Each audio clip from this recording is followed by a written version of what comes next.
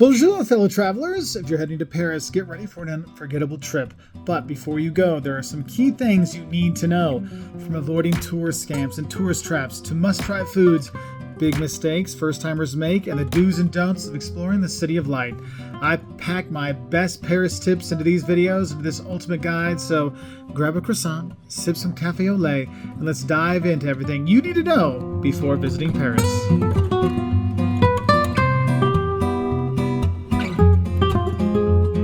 You want to go see the Louvre, and you want to go see the Eiffel Tower and the Arc de Triomphe and go up to Sacré-Cœur and explore the catacombs and stuff like that. But there's some things you don't do as well. And my first don't is, don't forget to slow down and enjoy the city. The thing is, there's so much to do here, like going and exploring the catacombs, Sacré-Cœur, the churches, all this amazing thing, walking around with the architecture, that a lot of times people get the FOMO, fear of missing out, so much that they think, well, I've got to see this when I'm here, and I've got to see this, and I've got to see this, and I've got to do that. And they spend all their time going, that they never stop and relax and be a Parisian.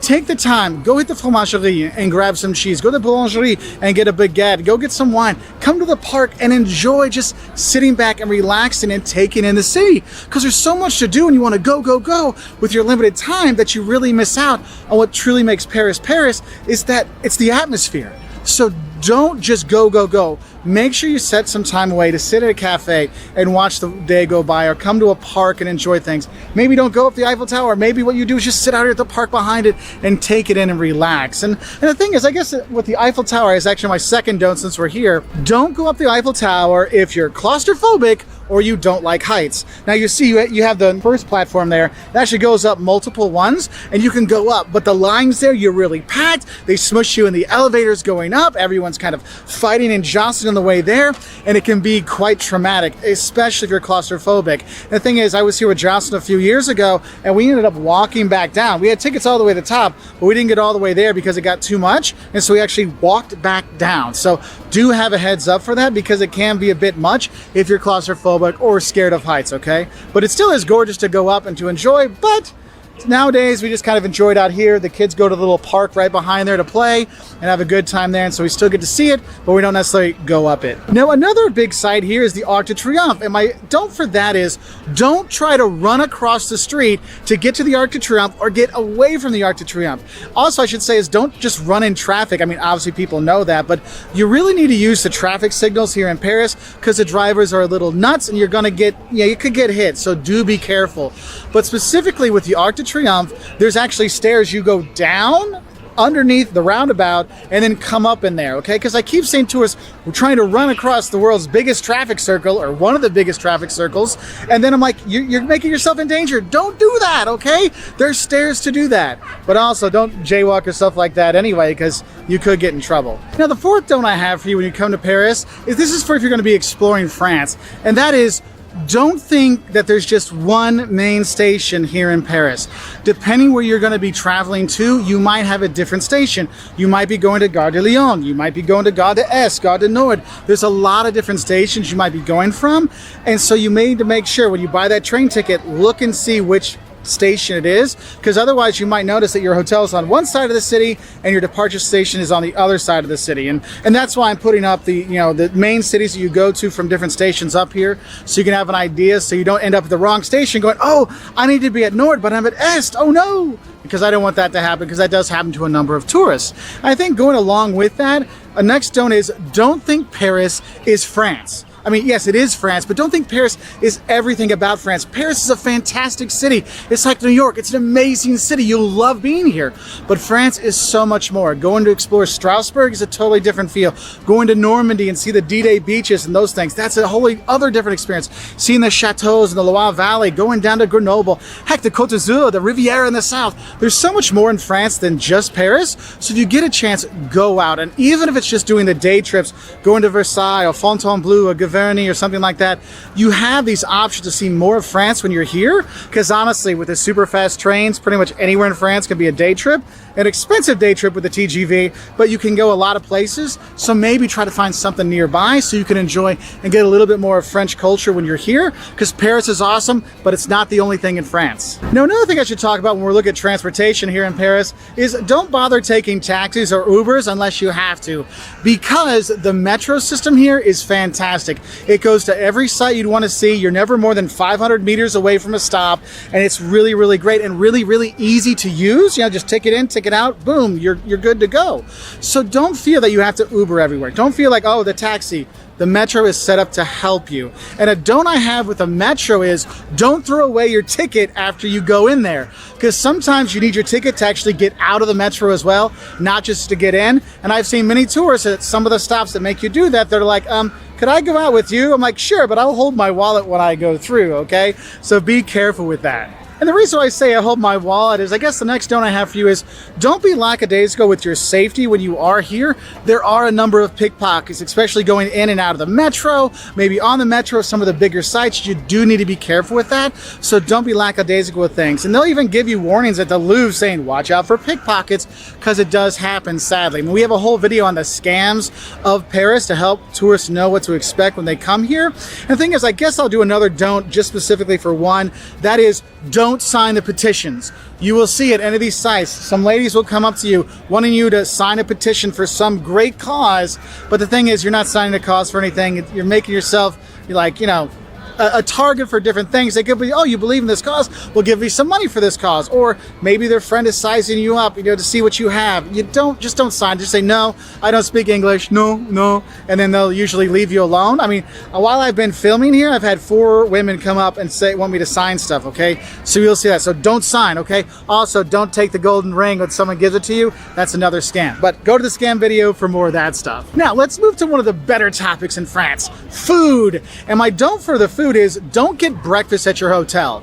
I've seen that the hotels tend to have a little bit overpriced breakfasts here, and the thing is, you can go out on the town and go find a bakery or someplace and go get your croissants there for a fraction of the price of actually getting the whole family fed at a hotel. So make sure you're doing that. Also, you could go to the cafe and enjoy the atmosphere with your cafe au lait and croissant. That's also really nice. But if you don't want to enjoy the atmosphere and you just want breakfast, don't go to the cafe either. Just go grab it at the boulangerie, the bakery, grab your stuff and head back to your room and do that. Can save you a few coins, okay? But I will say, it is nice to sit at that cafe, and I like my hot chocolate. I drink hot chocolate. I'm sorry, I'm not a coffee person. And have my croissant and watch the morning go by. It's awesome. And one of the things, when you're sitting at the cafe in the morning or other times, you might notice quite a few people smoking. And my don't for the smoking is, don't get upset by the smoking. It's just the way it is, okay? Because I've seen a lot of tourists sitting in the cafes going, why are they smoking here? I want to enjoy my meal. Well, there's an ashtray there and they can smoke outside. So if you don't want to be bothered by the smoke, maybe sit inside when you can. I know you don't get the same atmosphere, but it's something to think about. Now, another don't I have for the food is, don't skip out on the plat du jour. That means basically don't skip out on the lunch menus. Look, eating in Paris is not cheap. You will not save money coming here, especially when you're eating all this fantastic food. And at dinner time, the meals are a lot more expensive, because at lunch they might have a special that you can try. So you can have that fancy meal at a fraction of the price. So don't skip out on the lunch menu. Make that your big meal.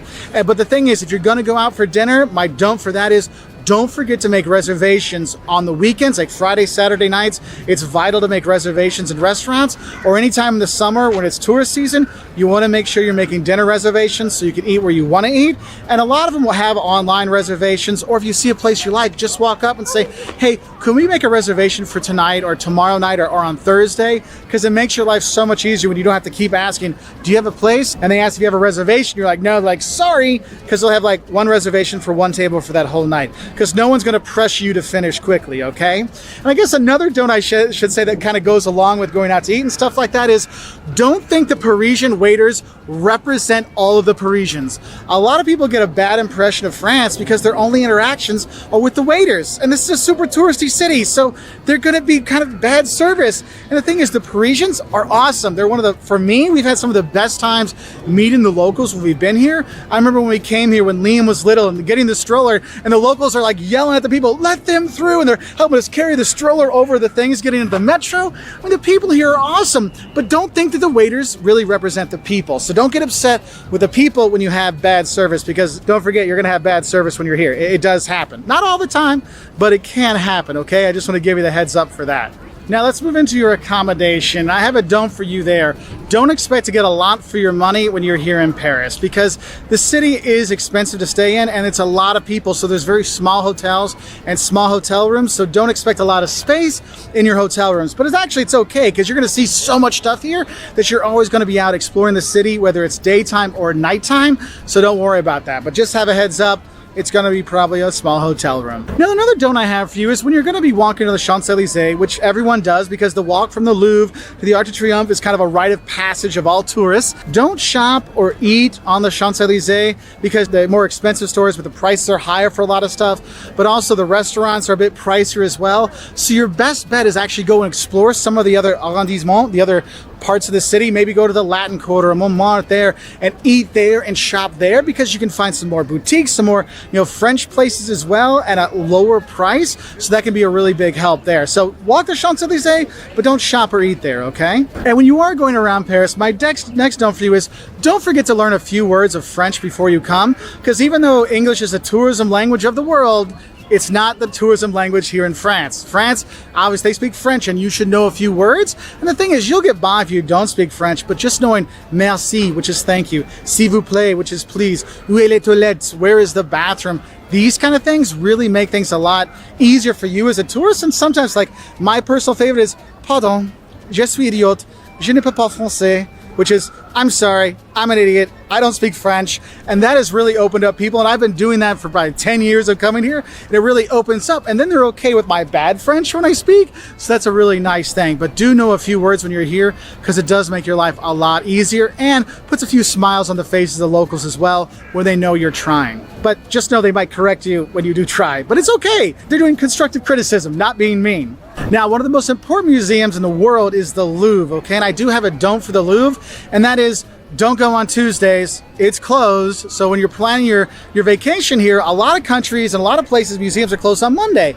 Not the Louvre, it's closed on Tuesday. So make sure you schedule accordingly, because I'm sure every morning there's tourists that walk up to the pyramid and go, oh, it's not open today. So do have a heads up for that, so check those schedules. And my last don't for you here in Paris is don't be overwhelmed by all of the tourists. Look, Paris is one of the most visited cities in the world for good reason, with a great food, amazing sights, fantastic architecture, all these things you're gonna go see, and you'll just see that everywhere you go, there'll be more and more tourists, okay? So be ready for that. Plan accordingly. If you're not big into big crowds, don't come June, July, August when it's really busy, or at Christmas time. Maybe come in September, October, or maybe in March or something like that. But realize there's always tourists here. This is a city that there's never a low season. There's a high season and a higher season, okay? That's what they have, because you'll see when you go and see the Mona Lisa, you'll see the hordes of people around it. But the thing is, if you actually turn around and look at the Marriage at Galilee behind it, you're like, oh, wow, that's actually gorgeous itself, and no one's looking at it.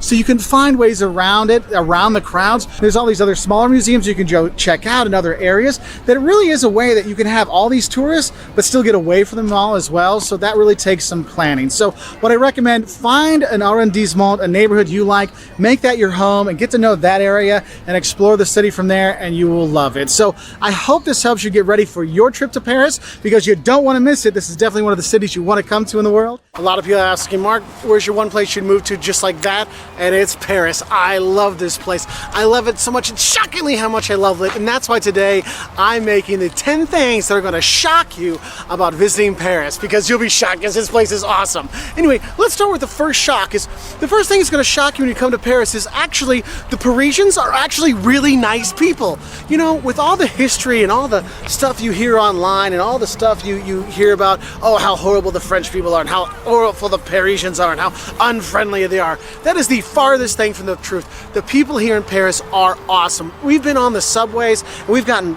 trams caught in the doorways, and people are like, oh, let's help you. We get lost. People give us directions. We go into little stores and people will be like, hey, where are you going? Where are you seeing? And people are so friendly here. The Parisians, the real people, are fantastic, which is weird, because the second thing that's going to shock you is what jerks Parisians are when it comes to service. I don't know what happens when when they go from their daytime life and they take off their I am a nice Parisian and they put on their work clothes. But something happens when the Parisians get into the service industry, and especially the waiters and the bartenders and stuff like that, is they lose their decorum. Because I can't tell how many times we've gotten this death look. What, you want to spend money here? Ugh. And oh, you wanted your l'addition, your bill, whatever. It's like they're looking at you, but they're not seeing you. Or they've got the really good one. You know, the waiters that can look around a room and somehow totally avoid your eye contact. And that's the thing that shocks you, is the people are so nice at number one, but how jerks they can be when it comes to service in terms of the wait staff and things like that. So to avoid this kind of mistakes, I do recommend using a little French. The s'il vous plaît and the mercis go a long way. S'il vous plaît is please, merci is thank you, and bonjour is hello, and au revoir is goodbye. A little bit of French goes a long way to kind of soften some of those edges, but just know the people are super nice, but when it comes to the service, sometimes it's not so much that way. Of course, there are some good service people here, don't get me wrong, but in general, the reason why France, and in Paris especially, gets this kind of bad rep for unfriendly and unhelpfulness is because of Paris servers. You go outside of Paris, everybody, the servers are great, people are friendly, and in Paris, the people are friendly, just for some reason, in service, I don't know what happens to them, okay? Now, the third thing that's gonna shock you when you come here is smoking for breakfast? No, I want to smoke before breakfast. I want to smoke after breakfast. I want to smoke while I work. You'll be shocked how many people you see smoking when you are here in Paris. When you get up in the morning, you go to the bakery to get your baguettes and your croissants and your pain au chocolat and all the great food that you can have for every meal here. You'll see there'll be people with their coffees, smoking a cigarette to start their morning. You're like, dude, you haven't showered or changed clothes yet. Cafe. Cigarette, I will be fine. And that's the thing is, if you're coming from the US and even other parts of Europe, you'll be surprised how much people in Paris still do smoke, and it will be all over the place. And there's no point in complaining about it. It's just the way it is. Now, the fourth thing that'll shock you is Paris is such a beautiful city, and there's tons and tons of beautiful sights. So you're walking all around, and you're looking around as you walk, and you're like, Eiffel Tower's over there, and the Louvre's over there, and the park here, and you'll be like, splat. Oh no. I stepped in dog poop. You'll be shocked how much dog poop is actually on the streets. Now, they've done a better job of cleaning it up, but I do recommend every so often when you're walking and gawking at all the great architecture and the fantastic food and the beautiful people and the cool style and the crazy hair that people don't actually seem like they brush their hair today, make sure you do glance down to watch out for the doggy doo-doo, because you will see that you'll be shocked of how much doggy doo-doo you will see around here. So do pay attention. And if you do bring your dog, do bring some bags to pick it up, because ew, gross. Now, the fifth thing that's going to shock you about coming to Paris is the amount of really great, amazing sights to see here that you've heard of, but also the sights you have not heard of here in Paris. Because yes, you know to go see the Eiffel Tower and the Arc de Triomphe and walk the Champs-Élysées. And when you go in the Louvre, yes, you're going to see the Mona Lisa and you're going to see Winged Victory and you're going to see Venus de Milo and these things. But there's things people miss. You can go explore the districts. You can see smaller museums. Heck, even in the Louvre, you'll be in the most busiest room in the Louvre looking at that Mona Lisa, and a lot of people forget to turn around and see the Marriage at Cana, one of the biggest painting in the Louvre, one of a masterpiece there that you can go and check out. People see these things because there's so many great sites you know about and so many great sites you don't know about. So make sure you do your research to figure out, okay, maybe I should check out the catacombs this time, or maybe I should go explore Montmartre and Sacré-Cœur in that area to find some of the little artists and galleries up there. There's so many sites you do know and so many sites you don't know yet that makes for a great long, you can stay here for a week or 3 days or a year or 10 years and you're still going to be finding new stuff, and that's what's so cool. And that leads us into the sixth thing that's going to shock you is, with all these museums and great things to see and do here, you actually don't have to spend a lot of money to really enjoy Paris, because you can literally walk around. You can walk and take in the architecture of the Louvre. You can go and see the Eiffel Tower from outside and walk the Champs-Élysées and take in the architecture and sit at a cafe and have a coffee and a croissant and watch the world go by, and you could really enjoy Paris without busting the bank. The hotels here, look, the prices here are the same as other places, maybe a little bit higher for a smaller room, but you can get out and explore Paris and just enjoy it, because you're not going to stay in your hotel room anyway, and you can get out and see it and just wander and take it all in for free. I mean, or for very little money. And a lot of places might have discount days and discount, free days and stuff like that, which you can really take care of and have a great time with. at a very low cost. And that's what's cool, and that's what shocks a lot of people. They think, I gotta spend a lot of money when I'm in Paris. No, you don't. There's some deals. Book tickets early, do groups and stuff like that that may even get you a discount. You can find out those things. It is shocking how you can really enjoy the city and not spend a lot of money. Now, remember how I told you about that small hotel room? Well, that's the 7th thing that's gonna shock when you come here is, look, the hotels you're gonna have here in Paris are small. But the thing is, you'll be okay with that because you'll spend a little bit higher than average price on those hotel rooms, and there'll be small hotel rooms, maybe with a bathroom down the hallway or a small shower that I can barely fit into or things like that. But you know what? You're not gonna care because you're gonna love this place so much. But just don't be surprised if you aren't shocked at how tiny your hotel room is. So if you're gonna be coming with 3 adults, make sure you do get that triple because it's not like you get 2 big beds kind of stuff. You get 2 little singles smushed together maybe and things like that. So be ready for those small, dainty hotel rooms, okay? Now, the 8th thing that's going to shock you about coming to Paris is how huge the city is, but how you can really feel like you have your own neighborhood when you are here. I know from my family, we've kind of adopted Montmartre up by Sacré-Cœur. It's kind of like our part of town because we always stay up there, whether it's in apartments or hotels. And what's cool is you have all these tourists that come here and you have all these kind of tourist sites, but you can really be kind of like in another town inside of Paris when you go to the different neighborhoods. If you go to the Latin Quarter, if you go to Montmartre or other parts, you can really feel like you're in a different kind of place than where all the tourists are. And that's one of the cool things about Paris.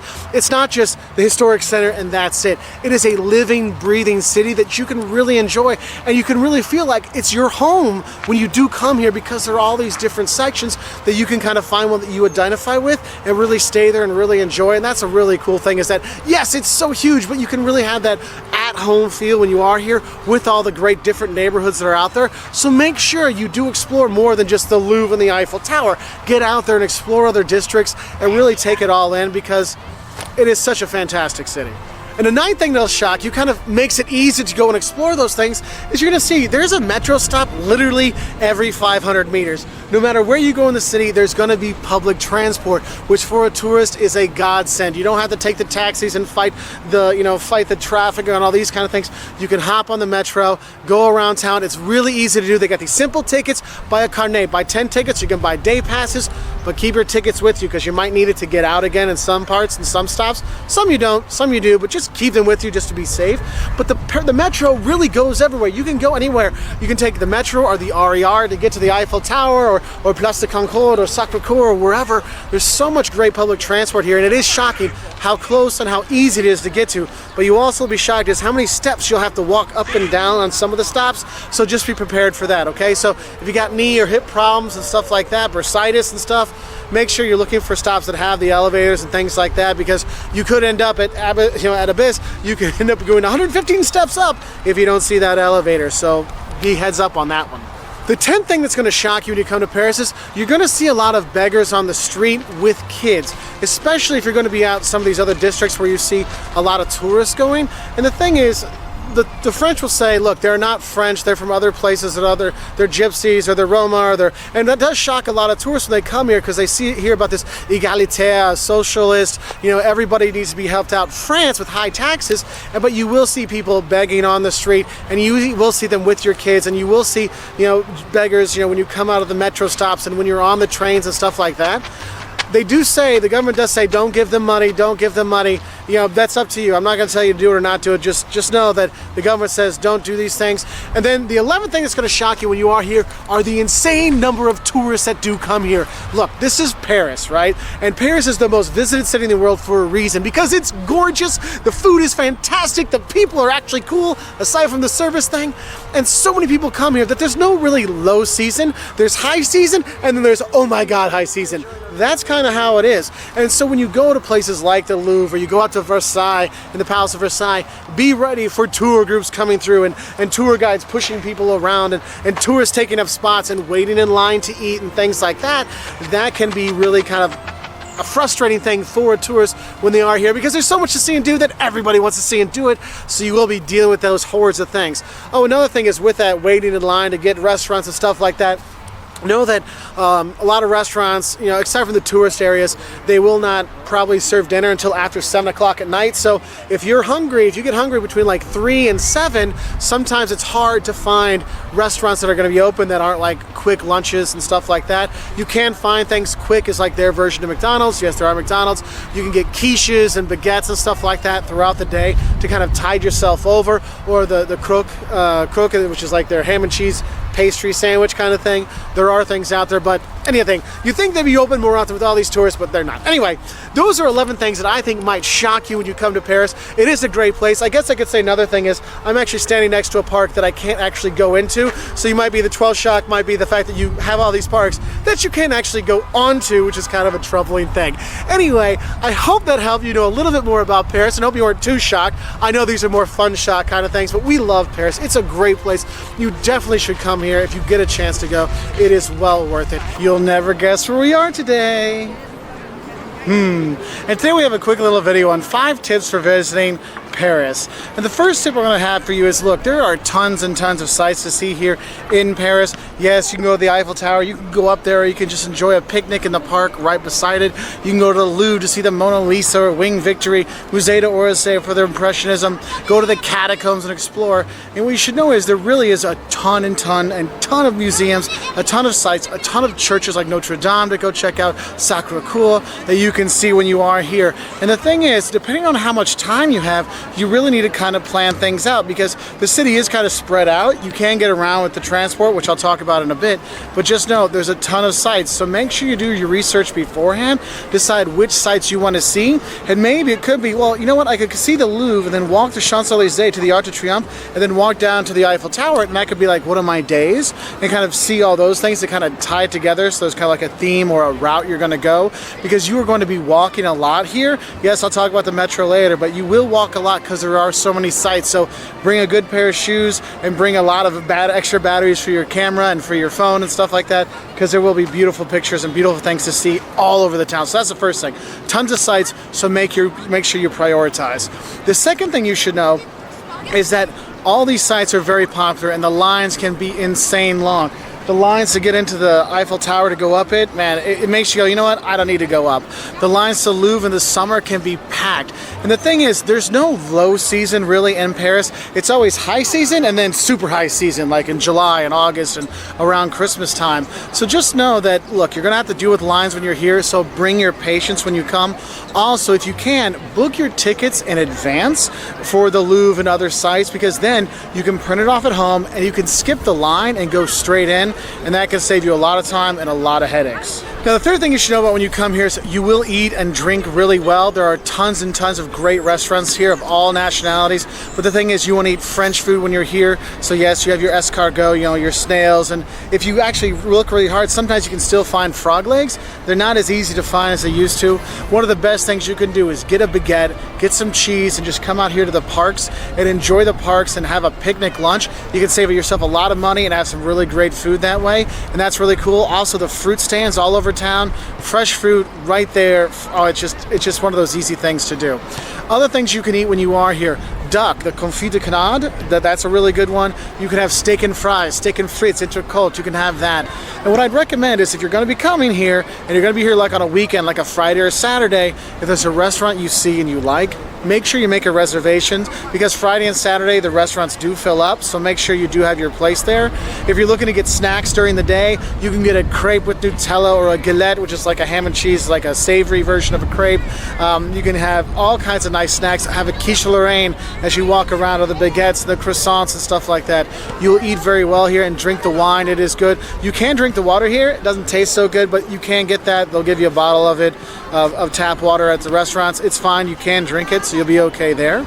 And another thing with those eating things, a lot of the restaurants will close their kitchens between 3 and 7 p.m. So if you want to have a 6 o'clock dinner, you're probably going to be going to more of a tourist place, which isn't true Parisian like you really want to have and French you want to have when you are here. So just pay attention to that one, okay? Now, the fourth tip I have is make sure you explore the city. Yes, you want to see the Eiffel Tower and go to the Arc de Triomphe and the Louvre and things like that, but also explore some of the neighborhoods around Paris, because it is a huge city. But the thing is, this city is alive, and each of the districts has kind of its own personality. You can go to the Latin Quarter and, you know, see where the students were, where the university is. You go to Montmartre up by Sacré-Cœur and see up there. And you get this really cool feel that you're in this big city, but you're also in a small town at the same time with all these different districts and neighborhoods. So make sure you do get out of just the main sites, because that is one of the cool things to do, is to explore those neighborhoods. And my fifth tip has to do with public transportation. The metro here goes everywhere. You're never more than like 500 meters from a metro stop, which is really great. Get a carnet, which is a book of 10 tickets to go through, or you can get passes. There's a 1-day pass, 3-day pass, 5-day pass to go through, because then it makes it really easy to get around the city. It's a huge city, but the metro and the public transport make it really easy to get around. And if you're flying in either to Orly or Charles de Gaulle, it's the RER B train that you're going to take. There's 2 stops at Charles de Gaulle, and then you can go to Orly. There's one there, and so but they're both. It's the same line. It's the B line. They're the 2 ends of both the lines. Okay. And we're at Place Abbesse here in Paris. This is where we always stay when we come to Paris, and we love this place. And today, what we're going to do for you is give you a video of what you should know before you come to Paris, to give you kind of some helpful tips, so you actually know what you should know before you come, so you're better prepared. This is really helpful for people that are coming to Paris for the first time, or maybe their second time, to give you some really good background of what you should know and shouldn't know, okay? Now, the first thing you should know is, look, when you're coming to Paris, it's always going to be busy. Just realize that, okay? There's always high season in Paris because it's such a beautiful place. So when you're looking to come, I recommend coming in the early fall or the late spring, because then you don't have like the school kids coming and things like that, and you have more of the city to yourself. Because if you come in the summer, in July and August, when all the tourists from around the world are coming here, or at Christmas time when it's just so beautiful here, this place gets really packed and the prices go up in the hotels and things like that. So you can come kind of like in the lower high seasons, you're going to be better off. If you come in the peak high seasons, get ready for crazy lines and higher prices, okay? The next thing you should think about is, what are you going to see when you come to Paris? Because maybe you're coming for a long weekend, or maybe you're coming for a week, because there's enough stuff in Paris to fill up a long weekend or 2 weeks here, because there's a lot of tons of great museums that you've heard about. Yes, go see the Mona Lisa and Winged Victory at the Louvre. Go to the Musée d'Orsay to see the Impressionisms. Go and explore some of the other smaller museums around the city. There's tons of them out there. You can go to the Rodin Museum to see the sculptures and all kinds of stuff. There's just tons and tons of museum stuff to see, but also there's tons of churches. Saint Jean de Montmartre right behind me is a cool church. Obviously, go to Notre Dame and walk through there and see where the Glockner, the Hunchback of Notre Dame, you know, ring the bells and stuff like that. And you can go see all kinds of great churches, Saint Denis, all kinds of cool churches all around the city. That's really cool. Also, when you're looking at other things to see, obviously you want to go to the Eiffel Tower. The thing is, the Eiffel Tower, you can go up it, you have to pay to go up, and if you are claustrophobic, I will warn you, the lines get really smushed, and when you go up the elevator, you're like this. And I know when I went up there with Jocelyn the first time, she only made it up the first level, and she's like, I can't do any more elevators. Because when you go, it's multiple levels. You go up one, and then you can go up to the top if you want, and it's different prices for each one. But just know, if you get claustrophobic, it's probably not for you. And that kind of leads into one of my advice when you do come to Paris, is realize that you can enjoy Paris without spending a lot of money. You can wander around and take in the architecture, the neighborhoods all around Paris. It is great to see these kind of things, and it's free to do. Why not grab a baguette and some cheese and go to the park behind the Eiffel Tower, eat that there, and enjoy the Eiffel Tower from a distance and relax. And that's one of the cool things, is it is easy to relax when you are in Paris, because there's so many different districts to go around. We always stay in Montmartre, up kind of by Sacré-Cœur. That's our kind of like home district when we are here. But you might want to go to the Latin Quarter and see the student section or other parts of town. Make sure you go out and explore, because Paris isn't just these world famous sites you want to see. It's a living city. When you go out and enjoy the different parts of it, it really adds a lot more to your trip. But if it's your first trip, obviously you want to get the main sites. Go to the Louvre and see the Mona Lisa, Eiffel Tower, walk the Champs-Élysées to the Arc de Triomphe and get your pictures there and things like that. And what's cool is, if you're going to be staying here longer, I do recommend doing a day trip or 2 from Paris, because it makes a great base. You can go to the Palace of Versailles and see the opulence there. That is really cool. That's actually my most recommended day trip from here in Paris. If you're a Monet fan, you can go up to Giverny and see his house up there. And what's cool is there's all kinds of trains to go all over France from Paris. And with the TGVs, they're really fast. So you can actually sometimes you can make what you would think would be a few day trip into a day trip. You can get to the Loire Valley in like an hour hour and a half and go see some chateaus for the day and come back. You can sign up for a tour that'll take you to the D-Day beaches. You can do those things from here. If you've got kids, if you're staying in Paris, yes, you can go to Disneyland Paris. I've actually gone there and these kind of things. And yes, it's just like your Disneyland California or Disney World has those same kind of things there with a little European twist, which is nice. And if you got kids, that might be something fun for them. Also, if you're going to be bringing your kids, realize a lot of places will have kids menu versions of stuff, so ask for the kids version, so it's going to be a cheaper option for food. But also, a lot of places, kids under 18 or under 12 are going to be free to get into some of the museums, which is really cool, because when you got a couple kids with you, in some countries it can really add up to a lot more expensive stuff. Here in Paris, they give a lot of stuff for free with kids, which is fantastic, so you can do that. Okay, so where are you going to stay when you are here in Paris? What you need to realize is hotels in Paris are a little bit pricier than average because this is a really big tourist draw and it's a beautiful city. So the price of a hotel are above average. However, the size of the hotels are below average. So you're gonna have a small room when you are there. If you're gonna be coming, you know, you get a double room, it's probably gonna be 2 single beds. Maybe they're pushed together, maybe they're separate. So if you're gonna have multiple adults or you have multiple kids, like 2 or 3 kids, you might wanna have 2 rooms because you're not gonna be able to fit everybody there. So what I recommend, instead of doing the hotel option, if you got some, rent an apartment. That's what we actually do when we come here. We rent apartments and stay. We actually have the same apartment we've stayed at a few times. And it's kind of given our second home in this district here. And if you rent an apartment, what's cool is you have that freedom to go and go and stay as you want, but also what's cool is you can actually use that as your base and save money by eating breakfast there or eating lunch there or dinner there and bring your wine back and stuff like that. Instead of going to restaurants all the time and spending money that way, having your own apartment gives you more space and it gives you ways to save money when you are here. Because one of the cool things about going to Paris is going shopping and going to the fruit stands and the patisseries, the boulangeries, the pastry shops, the bakeries, and these kind of things to get your croissants and get all your great food like that, and you can bring it back and enjoy that in your apartment. But if you are going to stay in hotels, realize they are going to be smaller. You're going to think you're paying a lot for a little, but Paris is so great, you're not really going to care about it in the end because you'll be happy you're in Paris. Now, with all these sites and all these things, you might wonder, well, what kind of plug do I need? Now, in the US, we have the 2 flat plugs like this. Here in France, they have 2 circle plugs, which is the same thing all throughout continental Europe. So you're going to use those plugs there. If you have your laptop or you got your tablet or your phone, their plugs will work. You just need to have an adapter that you plug into that will change your plug like this into a plug like this, and you will be okay. In terms of money, they do use the euro here in France. Now, when you get your bills, sometimes you'll see euro and francs on it, and you're like, whoa, what's this higher one here? Oh no, that's francs. So in case we get rid of the euro, people have an idea of what the franc price is or was, or these kind of things. But you do pay euros here. You can use credit cards all over the place. I do recommend you get a credit card with that chip in it. I know pretty much all the credit cards have that now, but not all Americans do have that. Get the new card with the chip. It makes your life a lot easier. If you're going to get money when you are here, the exchange houses, they tend to, I don't usually use them. What I do is I use my debit card from home and the ATMs, and there's plenty of ATMs throughout Paris, so you're going to be okay. Just pay attention when you're getting your money out to know, crazy people are near you. But you can get your ATM out, you'll get your best deal on average using your debit card from your local bank in your ATMs here, so you will be okay that way. People do prefer if you pay with cash, but you can pay with card, it's no big problem. Now, another thing people ask about is, Mark, okay, I've seen all this stuff in Paris and I'm from France and stuff like this, and no one speaks English and everyone's so rude on TV. Is that the truth? No, people in Paris are super nice. Now, when they become waiters or servers and stuff like that, yes, sometimes they do turn to the dark side, and the reason why Paris and France gets that kind of like bad service, bad, mean, rude attitude kind of stereotype is because of the servers in Paris, okay? Don't be surprised if it takes a while to get the l'addition, the bill. L'addition is the bill. Make sure you ask for it. They don't just bring it to you, so make sure you do ask. And what I find is actually works really soften people up here is just knowing a few words of French. So please is s'il vous plaît, and thank you is merci. Merci. Just knowing a couple words can really break the ice.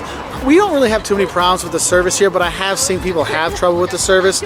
But in general, Parisians are super nice. They'll be very helpful. They'll give you your directions and stuff like that. Just know, though, that sometimes the waiters aren't as helpful as you'd hope.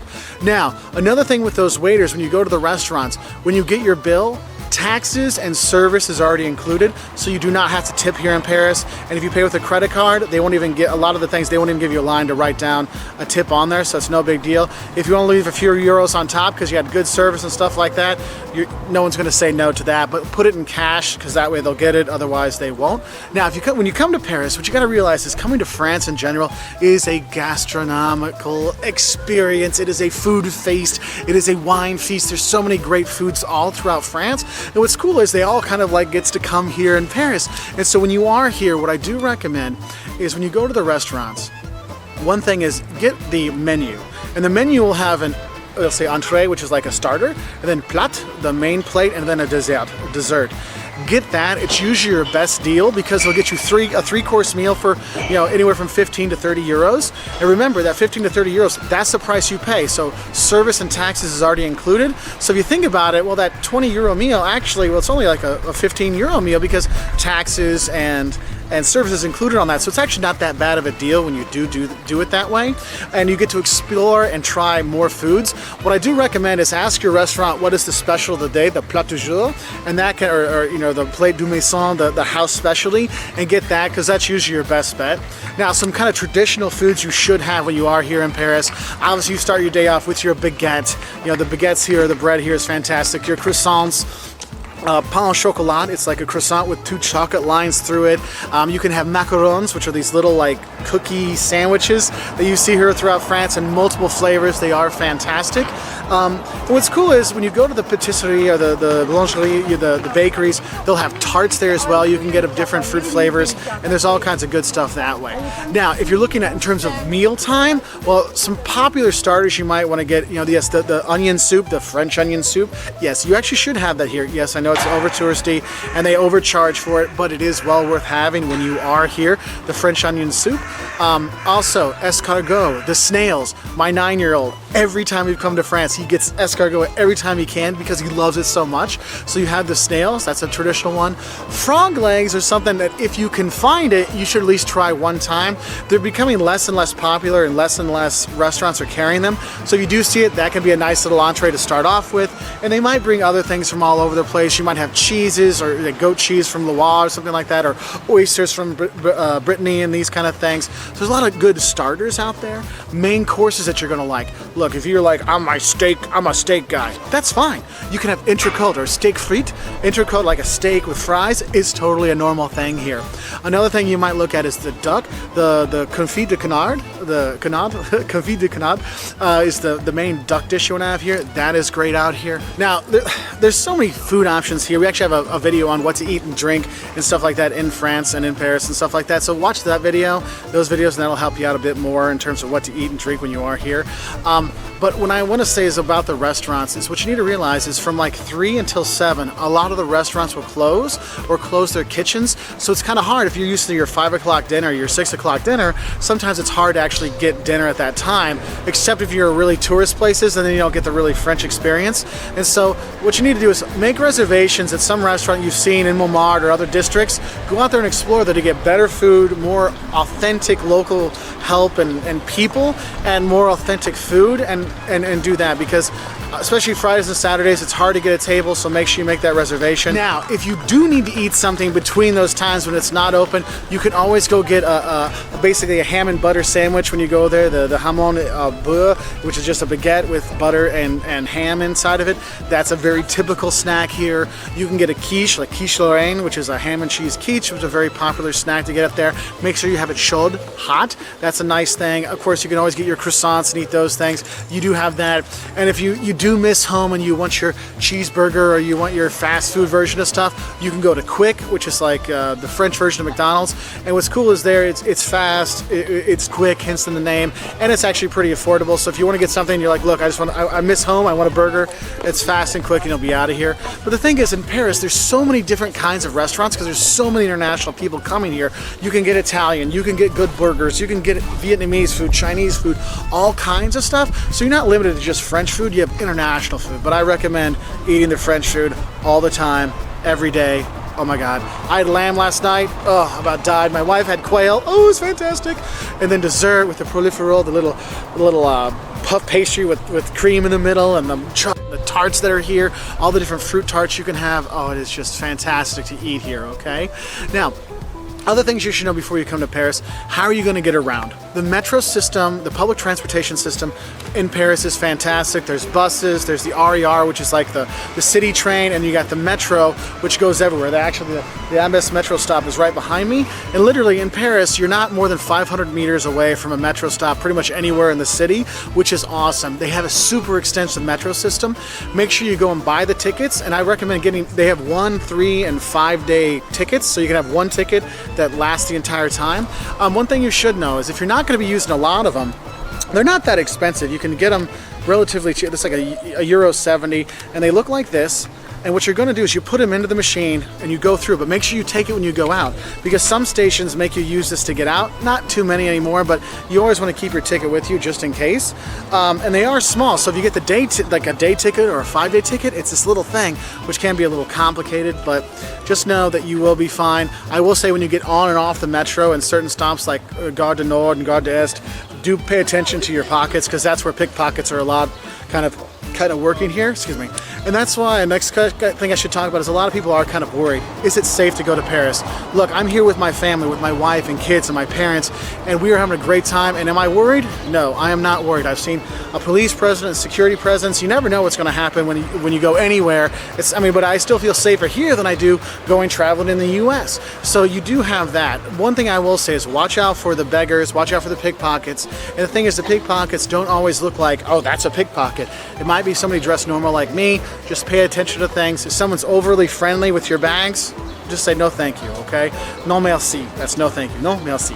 All right. Now, another thing with the transportation here is if you're going to be flying into Charles de Gaulle or Orly, what's cool is the same RER, the same local train goes to two of them. So they're basically two ends of the train. So if you got to go to Charles de Gaulle, you can take the RER B to Charles de Gaulle. There's two different stops there, so make sure you know which terminal you should go to. Or you can take it the other direction and it'll go to Orly to get the smaller airport there. So that is a really nice thing there, that they're all right on there and you can easily get there. Taxis you can take from the center. They have Uber here, so you can use Uber to get around town. They're fine. I haven't had any problems with the taxis here, so you should be okay with that. And the last thing I want to talk about is leaving Paris, because usually when you come into Paris, you're going to see more of France. And one of the things that gets complicated for tourists is that there's a lot of different train stations here in Paris. So if you're going to be going to Germany, you will leave from one train station like Nord or something like that. But if you're going to go to Normandy, well, you're going to go from the Saint-Lazare station. Or if you want to go to Loire, you're going from Montparnasse. And the thing is, it's tough to know which station you're going to be going to, so make sure you pay attention when you get that ticket. It doesn't say Paris. It'll have another word after it or two. That's the station you got to go to. And all the train stations are connected with the metro, so you can take a metro to a metro and get to there, no problem. But just know, if you're coming in from Germany and then you're going to go to Loire after that, you're probably going to take a train into Nord to get on a metro or an RER or something like that to get over to Montparnasse, to get the train there. Or if you're going to go to Normandy, you're going to go to Saint-Lazare and take the train from there. So just know there's lots of different train stations here, and it can be a bit complicated if you got a lot of luggage. So pack light so you can enjoy more. You can do great shopping here in Paris, by the way, and anywhere in France. My wife's definitely been doing that. She comes here basically with an empty suitcase and fills it up when she leaves, because the shopping's fantastic for men and for women. So don't worry, this isn't one or the other. And today I want to talk about are the train stations and the train system here in Paris, because if you're going to visit France, you're going to be taking the TGVs, you're going to be taking those fast trains all around, and you're going to probably be leaving or going through Paris. So it's a good idea to have a good understanding of how the train system works here. But one thing you have to realize is there's actually multiple train stations in Paris, and they go to different parts of the country. So if you're coming from Normandy and then you want to go down to Avignon, you're probably going to have to switch train stations. That means taking a metro or a taxi or going other ways to get to the different stations, because they're not all connected easily, okay? So let's just get that out of the way first. Now, if you're looking at some of the stations that are important that you're going to use, we're here at Gare de Est. And Gare de Est is very important because it focuses on the eastern part of the country. So if you're here in Gare de Est, like we're going to Strasbourg and Colmar, those trains leave from here. If you're going to be going to eastern parts of the country, maybe you want to go to Metz or Nancy, that leaves from here as well. Also, trains going to Germany. Now, not all the trains going to Germany, but a lot of the trains that go from Germany leave here from Gare de Est. Now, literally about a 10 or 15 minute walk from here, you have the Gare du Nord, which is popular because that's where the Eurostar from London comes in. If you're going to be taking the train to Belgium or the Netherlands or up to London, that all goes from the Gare du Nord. And also, since it's Gare du Nord, it kind of gives it away that it's the North Station, so that's what you're going to use to go to the northern part of France as well. So if you're looking at Lille or you're looking at Calais, that's going to be from Gare du Nord. So the next station I want to talk about is Gare de Lyon, and surprisingly, if you're going to go to Lyon, the second largest city in France, you will be leaving from Gare de Lyon. But also, one of my favorite cities in France, Avignon, you're going to leave from Gare de Lyon as well. Also, trains to Marseille, and if you get a train down to Barcelona, it can leave from there too. Now, the next train station I want to talk about is the Gare d'Austerlitz, and this is one that's going to go towards more southwest, south central France. So if you're going to go into the Loire Valley, that would be these train stations you're going to use. You're going to go there. If you're going to go into Toulouse, that's going to help you too. Now the next station I want to talk about isn't as pretty as some of these other stations. It's the Montparnasse station. It's a newer construction, let's say. But that one actually goes to a lot of places. If you want to go down to Bordeaux, which is a fantastic city to visit, that's what you're going to use. If you're going over to Brittany, Bretagne, that's going to be a place you're going to go. If you're looking to go to Chartres or Rennes, those are a lot of destinations. So a lot of destinations going from there, and you're looking more like Southwest France. But one thing you have to realize is though some of these seem like it's obvious where they're going to go, trains to one destination might leave from different train stations. So always make sure you check your tickets, which station you're going to be leaving from. Now, if you want to go see the D-Day beaches, you got a whole different station to go to, and that's the Saint-Lazare station, okay? Gare Saint-Lazare.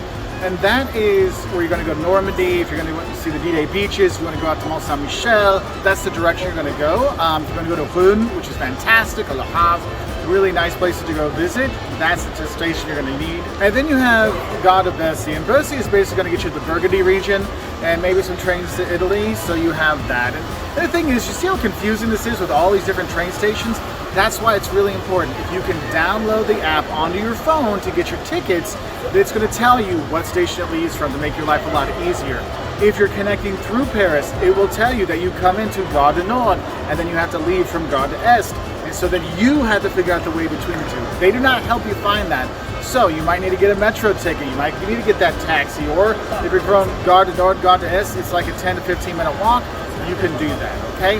Now, if you don't want to go online to buy the tickets, which I think you should, it's a lot easier, you can go to the stations, they do have ticket offices there.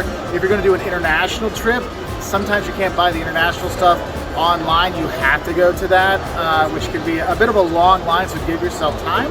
But honestly, once you know which stations you're going to be leaving from and where you're going to go around the country, it's really easy to figure out, but just know it can be confusing the first time. So I hope this video helps you understand what stations are which and which ones you're going to need to go visit some of the great places in this country.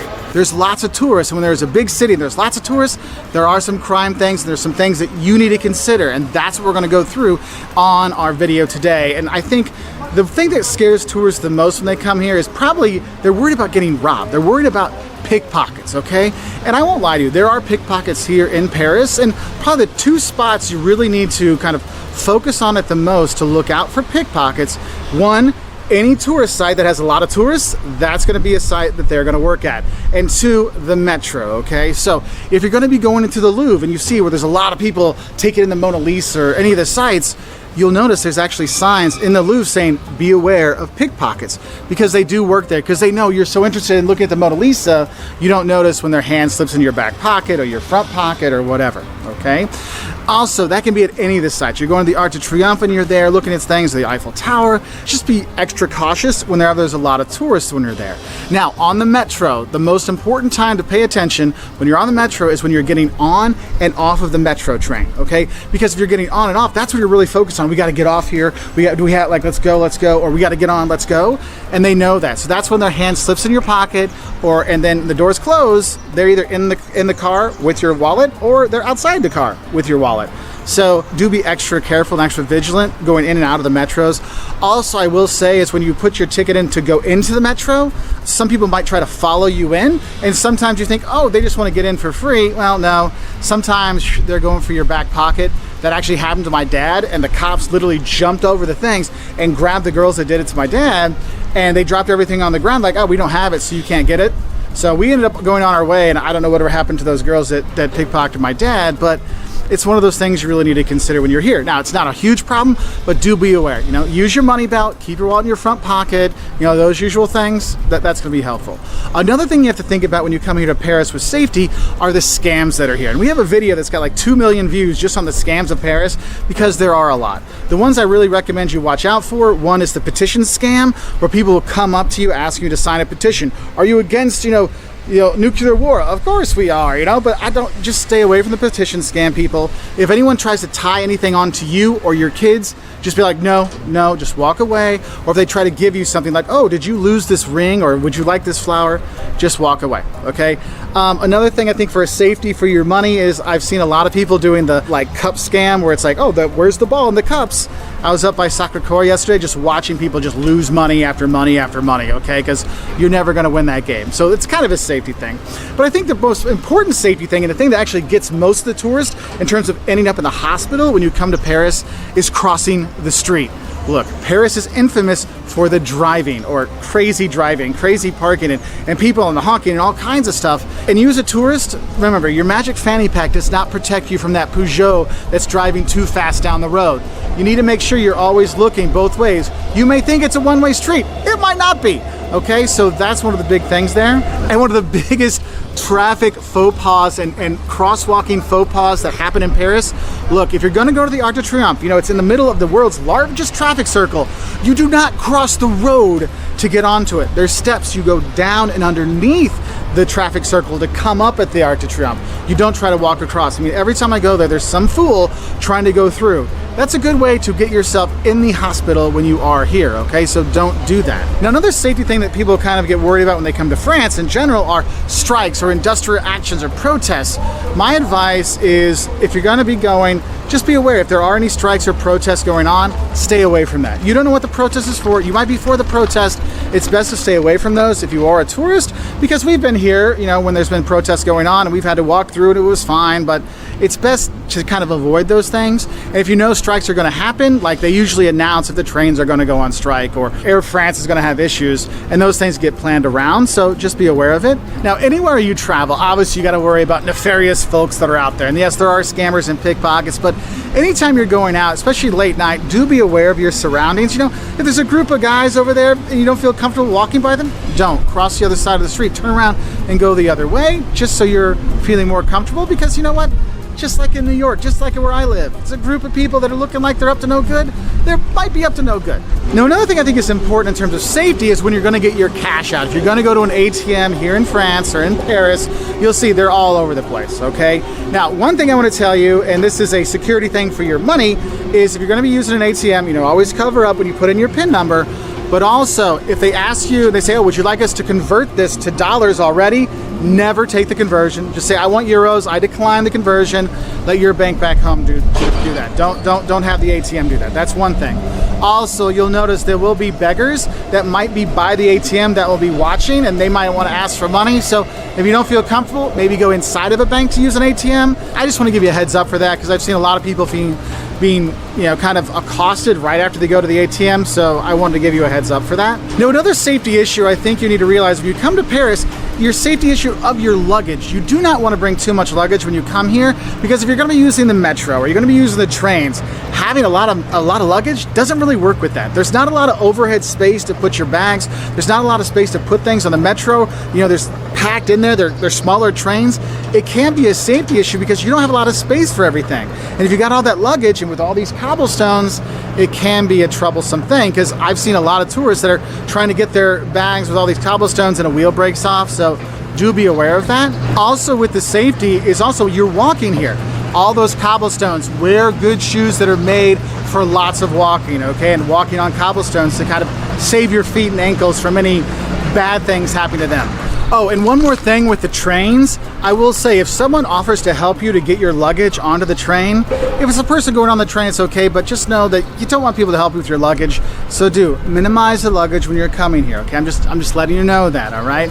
Now, Some other safety advice I think you need to realize is one of the things that might get you hurt or run over or pissed off is actually other tourists, because when you go to really popular tourist spots, you will see people pushing and shoving, and some people get upset with that.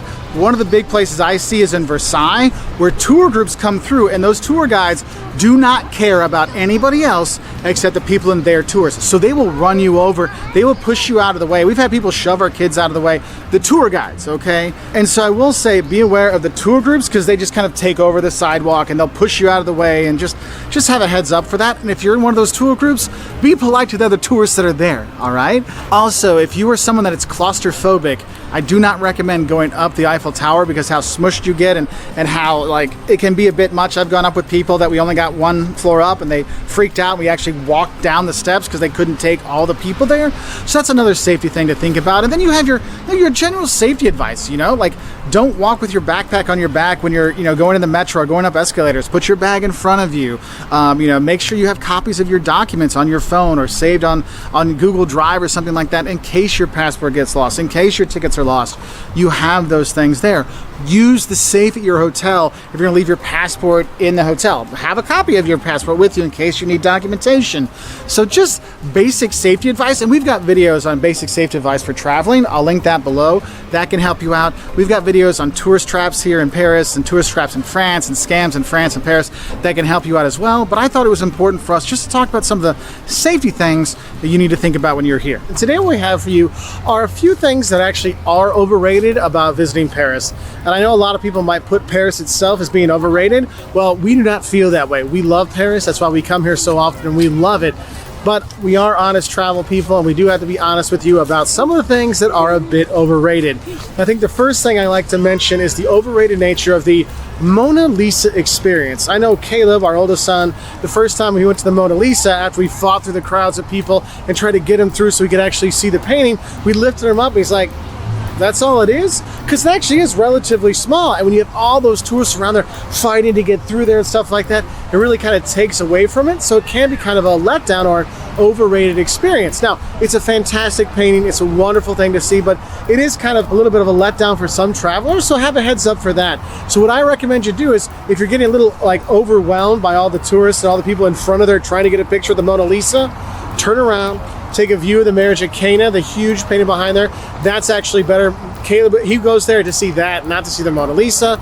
And when you go through the Louvre, go and explore more. Don't just see Winged Victory, Mona Lisa, and Venus de Milo. There's a lot more to see when you are there, okay? The second thing that's overrated about coming to Paris is going up the Eiffel Tower.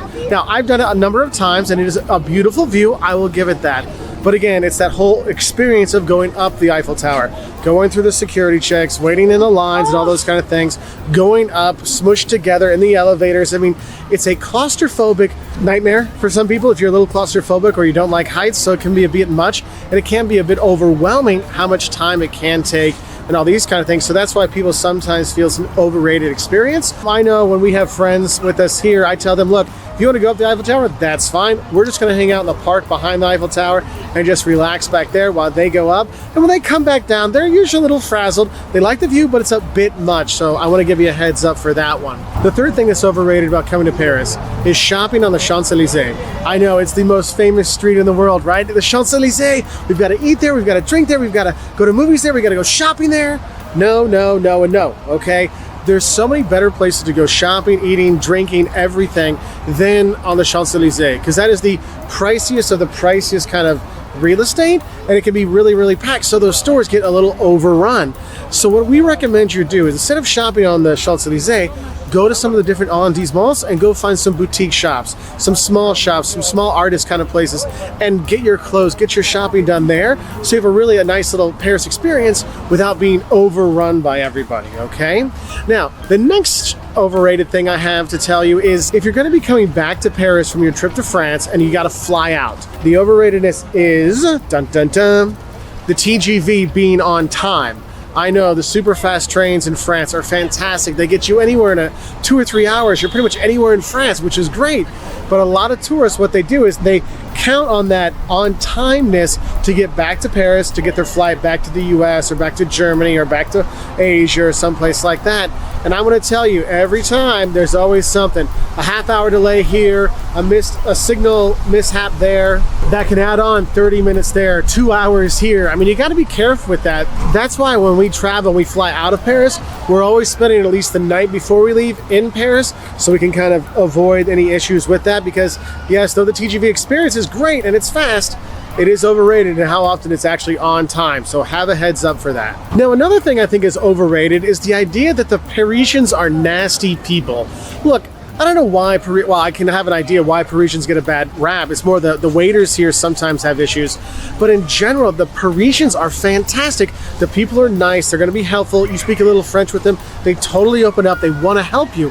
I mean, Liam, you'll see him running around. When he was a baby, we couldn't get his stroller through the thing, and so the locals helped us lift the stroller over the top, and they cursed out the metro worker because they wouldn't help us get out, and so the other locals did. And the people here are awesome in Paris, and that kind of reputation that they're nasty and not friendly is not true, okay?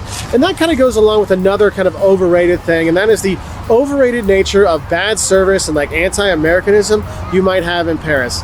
Look, we've been coming to Paris for years. If you've noticed in our dozens and dozens of videos of visiting Paris, we always talk about how nice the people are. But the thing is, I don't really get the anti-Americanism. Other people don't get it as much either. So do have a heads up that it's not as bad as you think, because what happens is people start to take it as, oh, they're doing this because we're in America, or they're doing this because we're German. No, they're not. That's just the way things are, okay? So don't think it's targeting you over something else, okay? Now, another overrated thing I think about Paris is when people talk about Paris, a lot of things they say is Paris is really dirty. Well, I think that reputation that Paris is dirty is way overrated. I mean, I'll be honest, Paris isn't any more dirty or less clean than other major cities throughout Europe. I mean, I'll be honest, coming here, it's a lot cleaner than going to a lot of big cities in the US, in South America, in Asia, and Africa, and stuff like that. I mean, it's not clean like Tokyo or Kigali, but it is not that bad. I mean, yes, occasionally you gotta look for the dog doo-doo, but it's not as bad as it used to be, so don't be getting that attitude like, oh, it's so dirty. Well, look at other towns, you'll be like, you know what? It pretty much lines up with other places as well. And the thing is, these are just little things that I think are overrated about coming to Paris. Now, there are things that aren't overrated. I mean, the food here really is that fantastic. I mean, the food in France in general is amazing, but in Paris, you can eat so well when you're here. Another thing that's not overrated, the heart attack inducing traffic and frustration of traffic you have when you do drive around Paris, that is not overrated as well. If you're going to be coming to Paris and visiting France, don't rent your car to drive around Paris. Fly to Charles de Gaulle, get your car, and then drive out of Paris and go visit the country. When you come back to Paris, drop off your car because you don't need it in Paris, okay? And what's great, another thing that's not overrated is how effective the public transportation is here in Paris. The metros, you're within 500 meters of a metro pretty much anywhere in the city. The buses go all over the place, taxis, Uber, anything you want. You want to ride the little scooters, they've got all that stuff. So not overrated how easy it is to get around this really huge city. And I know I talk bad about the shopping on the Champs-Elysees, but the shopping in Paris, especially for fashion and clothing, I mean, I know I'm not the fanciest clothing person in the world, but you can really dress well when you are here and buy stuff at an affordable price from an up-and-coming, couture or something like that. I mean, Jocelyn, that's one of her favorite things when she comes here, is to get a new outfit. And you're like, wow, I found a new little shop and I could try those things out there.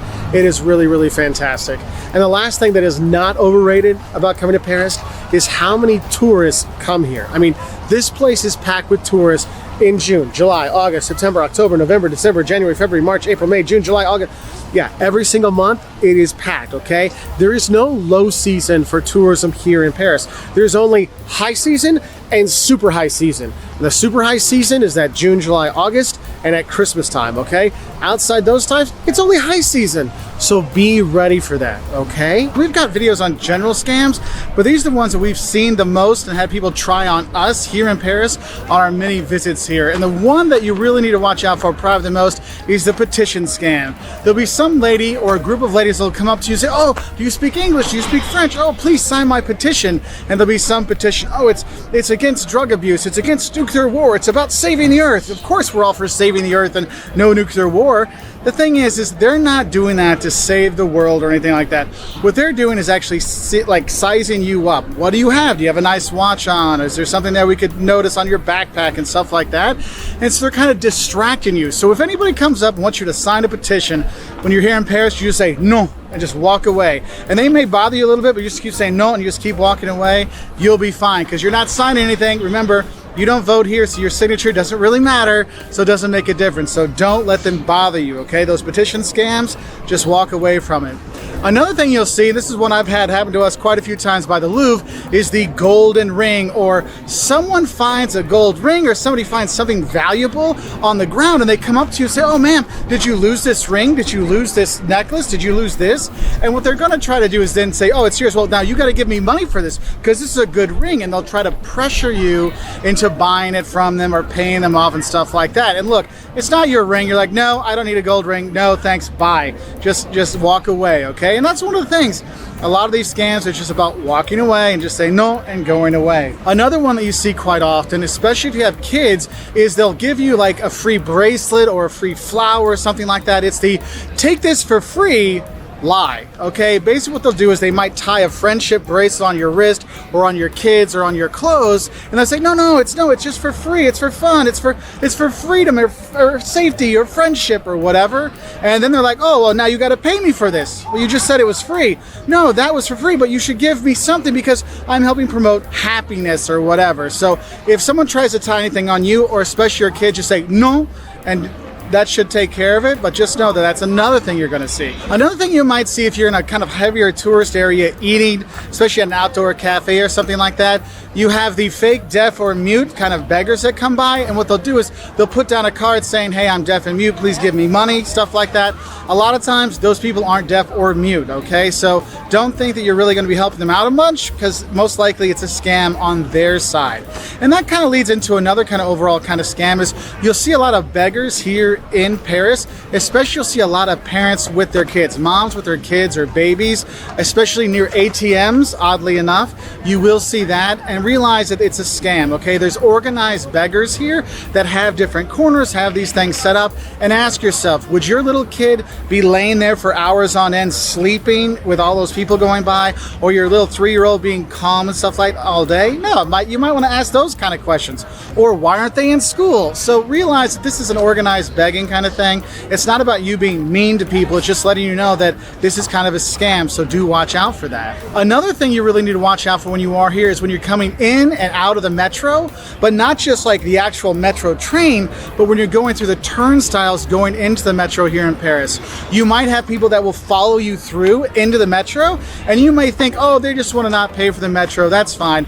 No. I've seen multiple times where they go through behind someone, get in their pockets and pull the stuff out to see what they can get and run off.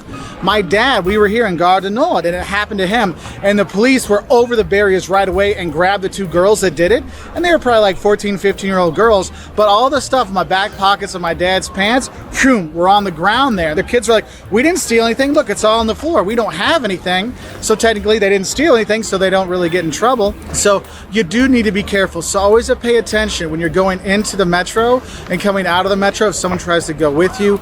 Also, when you're in the metro trains, especially at the stops, when the doors are closing, to go to the next stop, if you're near the door, just know that someone might be like waiting for you by the door and pickpocket and go. So do have a heads up for that.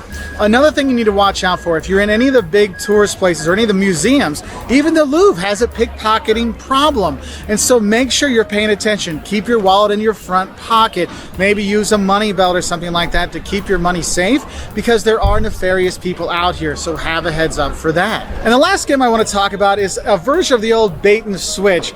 Some countries you go to and someone accidentally gets some mustard on you, or maybe they get the bird poop on you kind of stuff. Here what you might see is the map trick. And what they're doing is they'll have a map and they're like, excuse me, I'm lost. Could you tell me where this place is? Your first sign is they have a map and not their phone. So that's one thing to give it away.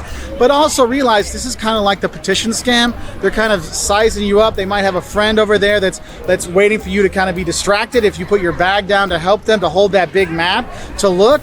that gives them a chance to come in and swipe your stuff. So do have a heads up for it. Now, overall, we haven't had too many problems when we've been here, but it is something you need to watch out for because there are a lot of pickpockets and scams here in Paris, and we want you to enjoy this beautiful city because it is fantastic. And I think one of the big mistakes I see tourists make when they come here is they overemphasize that we have to stay near some certain site. Oh, I have to be next to Notre Dame. I have to be by the Arc de Triomphe. We've got to stay by the Eiffel Tower.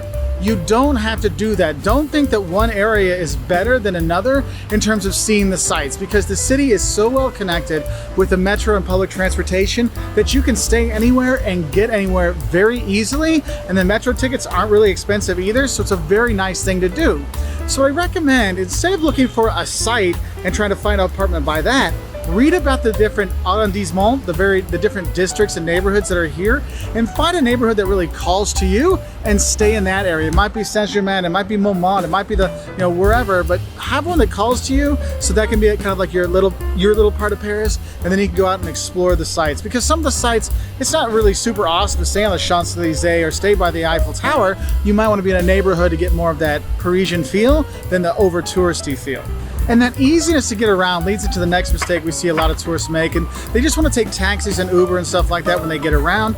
Look, the mistake is not taking the public transportation. I know a lot of people sometimes get worried about the metro and the buses and stuff like that, but you don't need to be. You can actually ride the metro very easily here, super simple to do and super easy, and you're never more than 500 meters away from another metro stop, and so it is super awesome to use. So don't think that you can't use that, okay? But don't think you always have to use the metro, because a lot of times you can just walk from site to site and take in the beautiful architecture, or walk along the river while you're there to really take it all in. So there is that as well.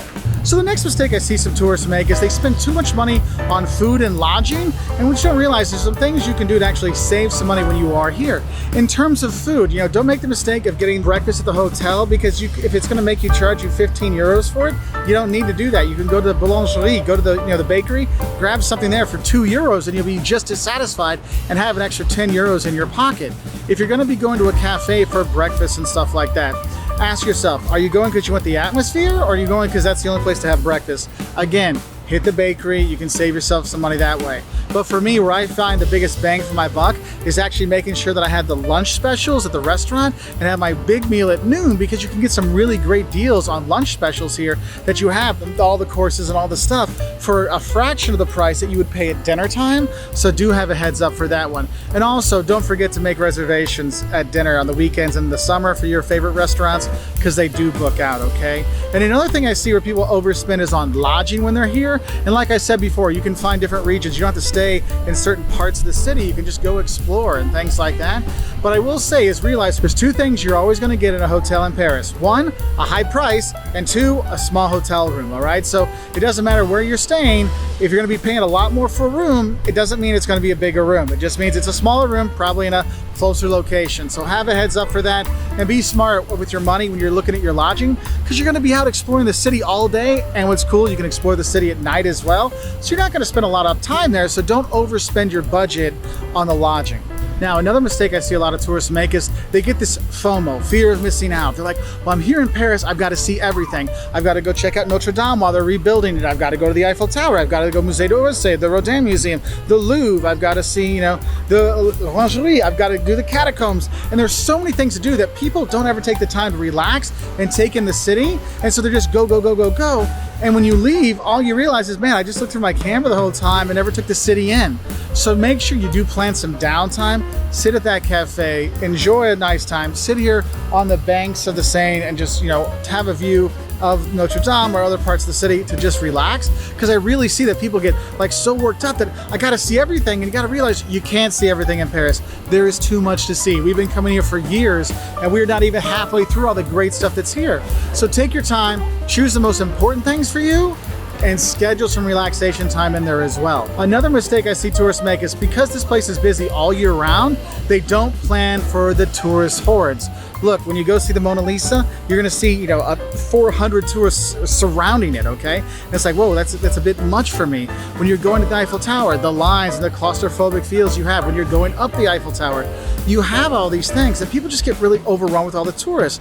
The thing is, you have to plan on this. Don't not plan for the tourist hordes. That means pre-booking tickets anytime you can. That will save yourself so much time and so much hassle.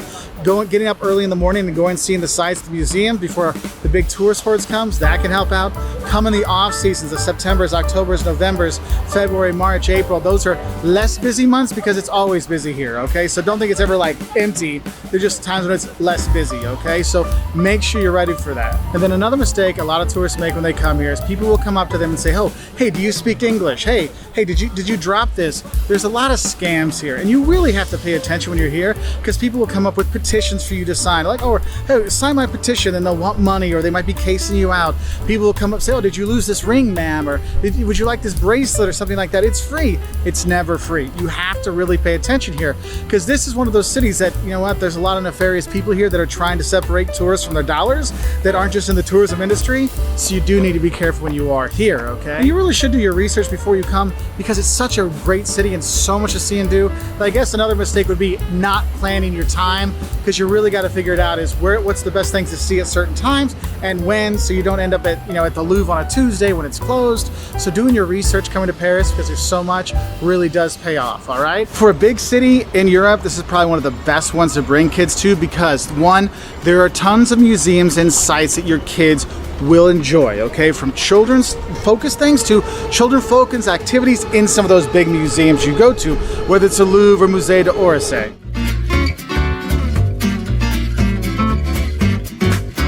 And there's tons of sites here that they will recognize from their cartoons. And so what I want to start off with is preparing your kids to coming to Paris. One thing I got to tell you is you need to get your kids used to walking a lot because you will do a lot of walking when you're here. Even if that is you're going to be using strollers, get your kids used to being in the stroller a long time or walking a long time. Do your family walks for the 2 or 3 weeks before you come to Paris so they're kind of used to the walking and their shoes are broken in. Never buy kids new shoes right before you go on a trip because, ow, you know they hurt your feet, they hurt theirs too, okay? Another thing I think you should do before you come to Paris is find your kids' favorite cartoons, and you'll notice that a lot of cartoons will actually come to Paris for some reason or another, whether it's a Garfield or a Bugs Bunny or whatever, they come here. Show them those cartoons and then they'll notice there's the Eiffel Tower, there's Notre Dame, there's the Louvre, there's the Mona Lisa, and then when they come here, it gets them excited about seeing it, and that gives a lot more pop in some of those things. It also helps when they're having a tired day and they're like, oh, we're going to go see the Eiffel Tower like in the cartoon. That gives them a bit more energy, okay? And one of the things is I realize that kids have plenty of energy, but you'll notice when they get to a museum, that energy is not always in the best place. My recommendation for you, if you're going to be doing the museums with the kids when you're here, is don't do more than 2 museums or 2 main sites a day. I know you may feel, we got to see everything, but your kids will burn out and then they'll take it out on you and then you'll be like, ah. So I recommend 1 or 2 museums, like see the Louvre in the morning, let them play in the gardens outside, and then go see Musée d'Orsay because it's right there. But you have to realize the time limit side of it.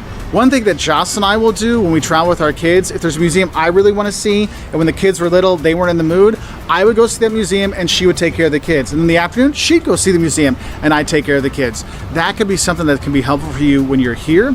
Another thing that's nice is when you're in Paris, there's a lot of little small green spaces you can go to let the kids run around, to let them get a little bit of the energy out, which is really important, especially between sites because it can be a bit much. And one of our favorite places to let kids run around and have fun is actually if you go to the Eiffel Tower, right behind the Eiffel Tower, there's actually a little play structure that the kids can play on while people are going up the Eiffel Tower. I don't really recommend taking the little kids up the Eiffel Tower because 1, you can get a great view of the city up by Sacré-Cœur and they'll like that view from up there just the same, and that's free versus you have to pay to go up the Eiffel Tower, and the lines and the claustrophobicness. You don't want your kid freaking out at the second level saying they don't want to go to the top, so that would be one thing I would warn you about. Another thing I want to tell you, if you're going to come here with your kids, is there's actually a lot of children's programming or children-based tours and activities. One thing that Liam did, we took a macaron class. We learned how to make macarons together, and it was a fantastic thing for him and I. Jocelyn and Caleb, they took a paint in plein air. Like they actually were right down here painting Notre Dame, my older son and Jocelyn. So it was a nice activity for them to bond together. It was culture, it was art, but also it wasn't just looking and walking around a museum, okay? So that's something you should think about.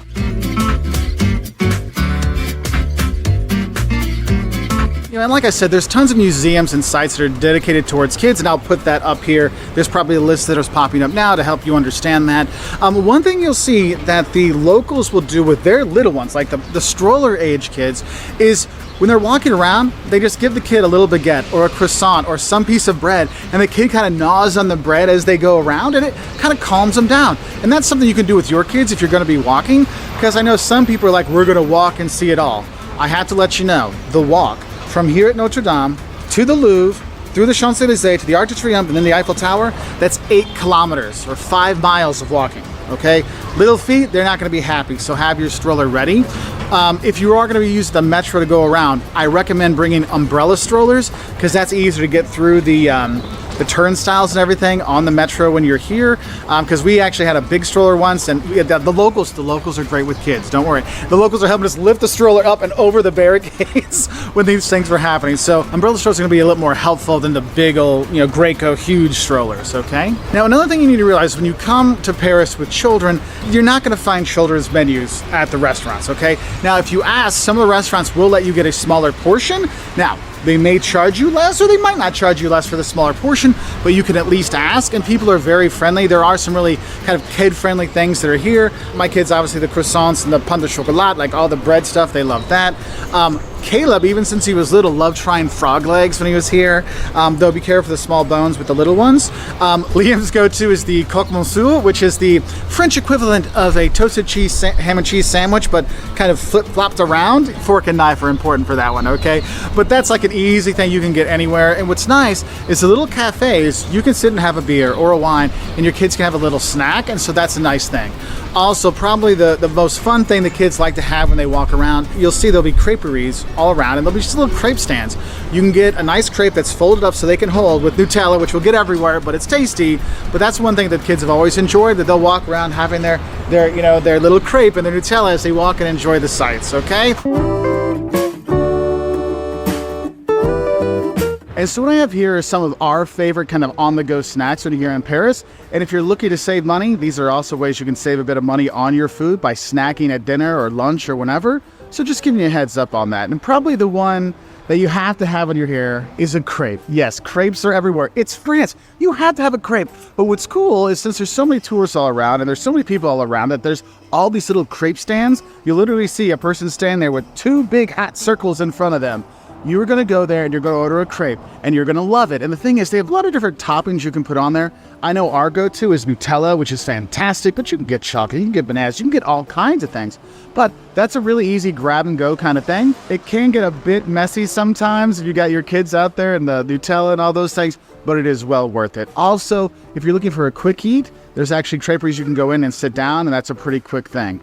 Also, if you're going to go one of those creperies and go down, you can have what's called a galette. A galette is not a crepe. It just seems like a crepe. It's much more a savory version of a crepe.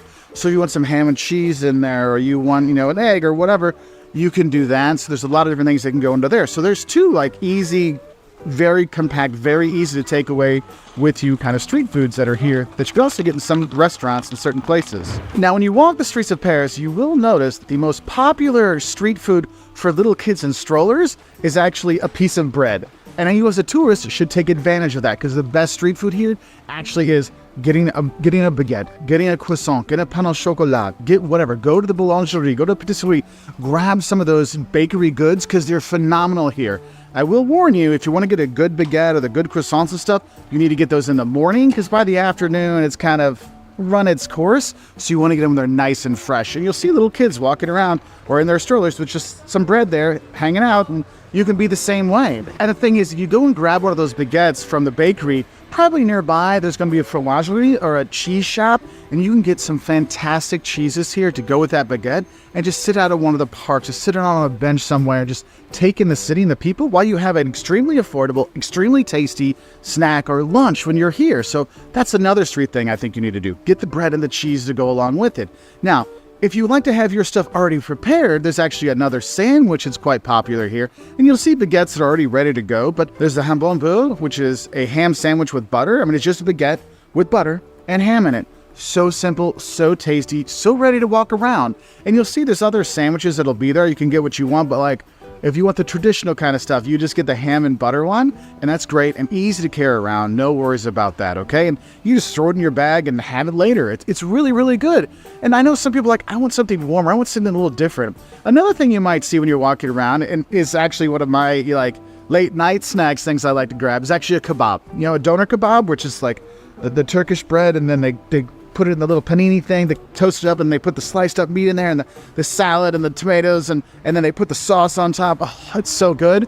Get some fries with it, even better. But it is a street food you'll see people having, and it's something available to you when you're going around that can be affordable. Now let's go back to something extremely, extremely French that you will see in cafes. You will see it on the TGVs, and that's a croque monsieur or a croque madame. Now, croque monsieur is a basically French toasted ham and cheese sandwich, where the cheese is kind of on the top and kind of in the middle as well. It's actually super good. It's one thing my kids will get as a snack during the day. Usually one of the cheapest things on the menu in cafes as well. So if you want to quick sit and eat, that's something that can work really well. Or you can get it as, on the go kind of stuff. And if you don't want ham, if you get a croque madame, that actually has an egg instead of the ham. And speaking of egg, I know it's not really a street food, but it's a quick food that you'll find a lot of places, is actually just getting an omelet when you're here. And if you see an omelet nature, that just means it's scrambled eggs, okay? Like that way, but it's so much more than scrambled eggs, because I see it that way. It doesn't really truly signify the omelet that it is. So you can get other stuff in it as well, but that's also a quick eat kind of thing that you can get when you're here, street eat kind of thing. Not necessarily while you're walking around, but something you could actually do really good on your pocketbook when you're trying to eat cheap here.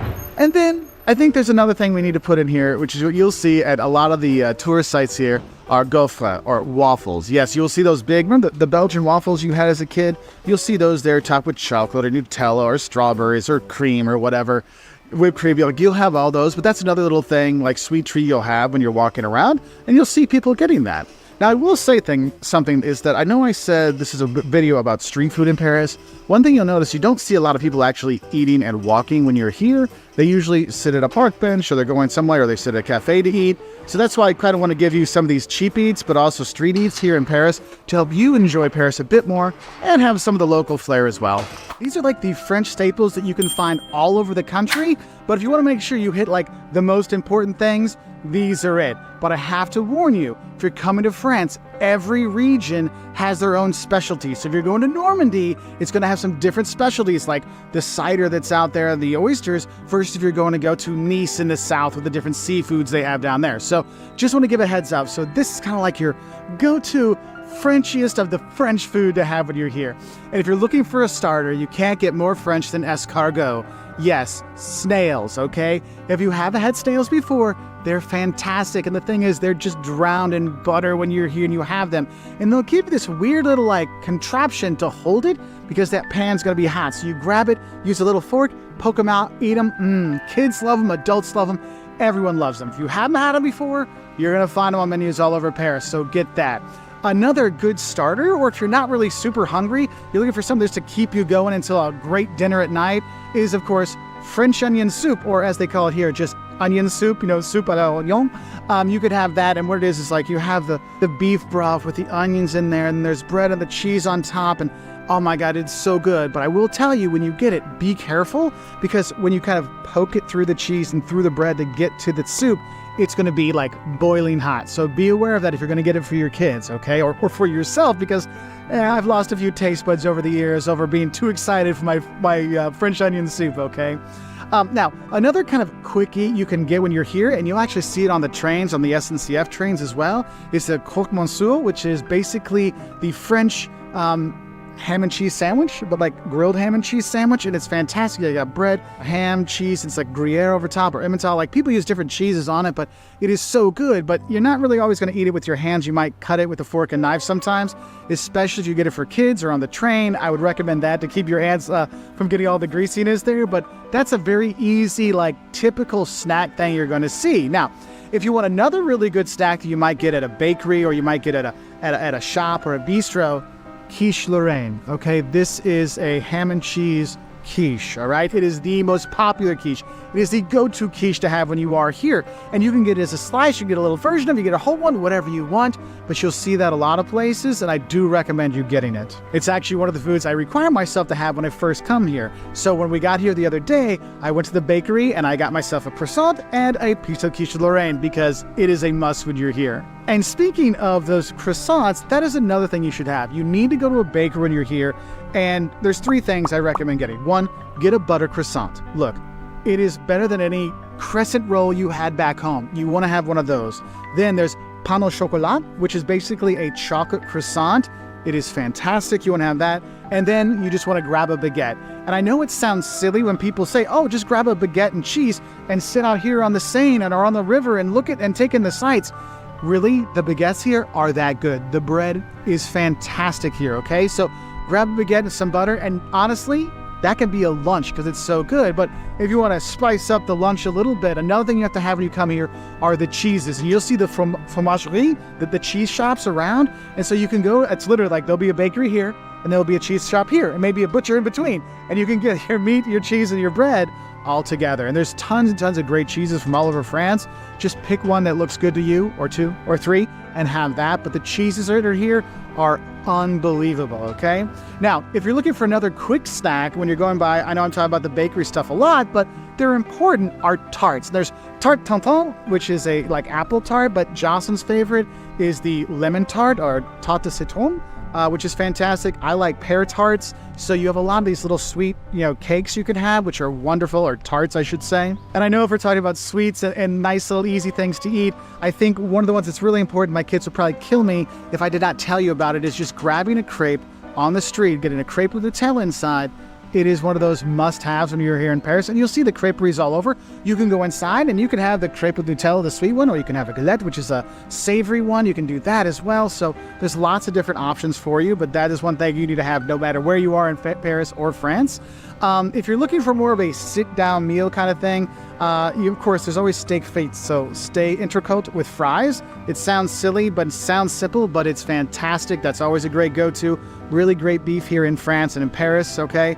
Another great one is duck, the confit de canard, which is probably the best. It's like slow roasted duck. Oh my God, it is incredible. And when you have that when you're here, everything is better with everything is better in the world. And then if you're here in Paris, look, France is wine. And when you're here in Paris, you'll have the option to buy wines from all over the country. And so please, do that. Enjoy the French wines when you are here, because even if you're just sitting at a cafe having a glass of wine with your croque monsieur or just a little snack, it is something that just makes you feel like you're here in Paris. Okay, so another thing you're going to see is quite famous here is faux gras, which is goose liver pate basically. And some people have very strong feelings about it, but it's something you can have when you are here. I know I've had it multiple times. What you'll get the pate and they'll give you some bread. You put it on there, maybe with a little jam or a chutney on it as well. It could be fantastic.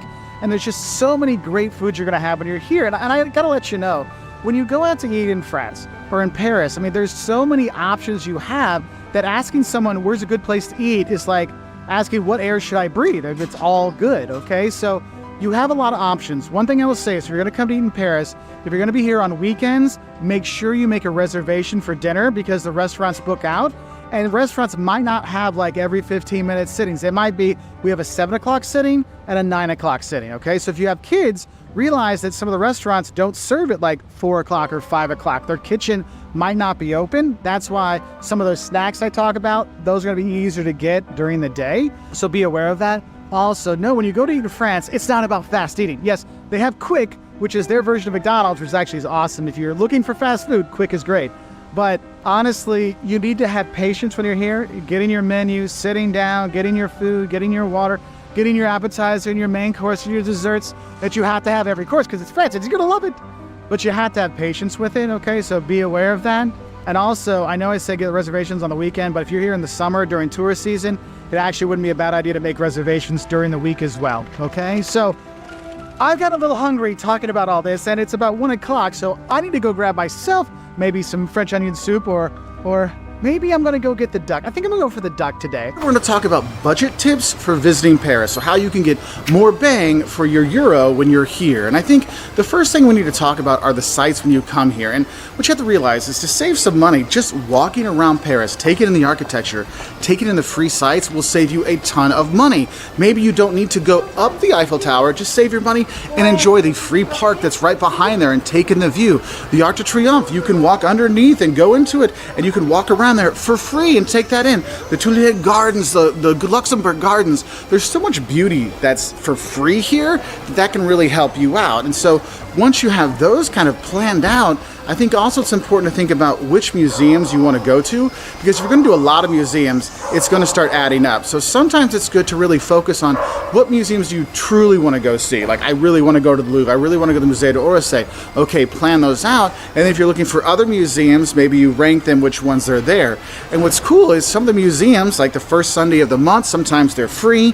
Some museums actually have a discount if you come later in the day. Some have different, discounted days that are out there. So that can be really helpful, and if you use your planning correctly, you can get that benefit in your budget. And I will say, look for discounts that are there. If you're a young European, there's a lot of discounts for stuff here. If you're a senior, there's discounts as well. So think about that and use that. Don't be too proud to say, I'm still a student or I'm a retiree, because there can be discounts for that. But honestly, just the walking around, going to Sacré-Cœur and Montmartre, it's free to go in Sacré-Cœur, and then the view from there is spectacular. And the thing is, the view from Sacré-Cœur, you can see the Eiffel Tower, whereas if you're up the Eiffel Tower, you can't see the Eiffel Tower.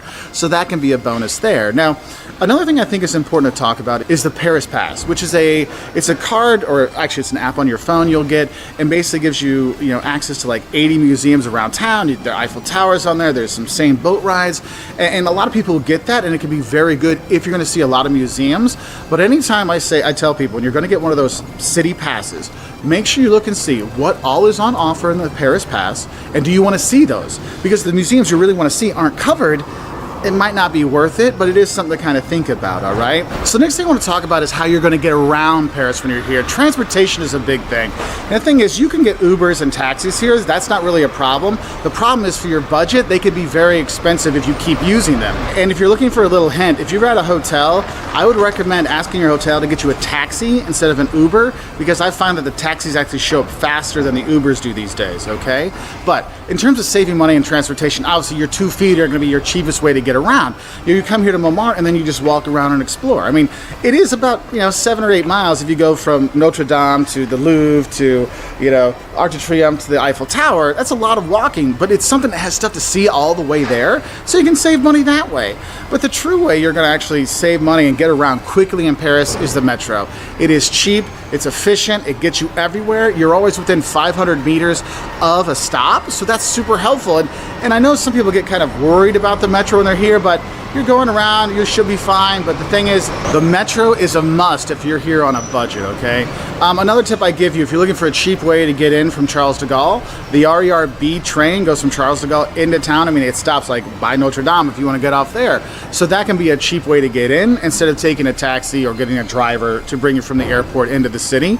Also, I think what's important to talk about is actually the food, because the food here in Paris is fantastic. You will find amazing restaurants everywhere, and there's some things you can do to save money. I mean, we have a video on our Wolters World Eats channel that talks about street foods that are here. You can get those lower price options like the croque monsieur, get a quick bite there, or just grab a crepe while you walk around. I mean, those are little things you can do to save some money that way. One of the big things I would look for is the menu formula, which is basically, it's a set price menu. Sometimes it's called a set price menu. It'll be on the thing, which will have a starter, a main, and a drink, or a starter, main, dessert, and that can actually give you a chance to have a really great meal at a more affordable price at lunch. Because just like everywhere, having your big meal at lunch can actually be a lot cheaper than having it at dinner, and then you go for the cheaper eats in the evening. Now, one thing we do in terms of saving money with our budget here is we never pay for breakfast at our hotels, because it's not worth it when you're in France, okay? Not just Paris, but anywhere in France, because you have so many bakeries, you have boulangeries everywhere. You can go get fresh croissants, fresh pain au chocolat, get your own baguette.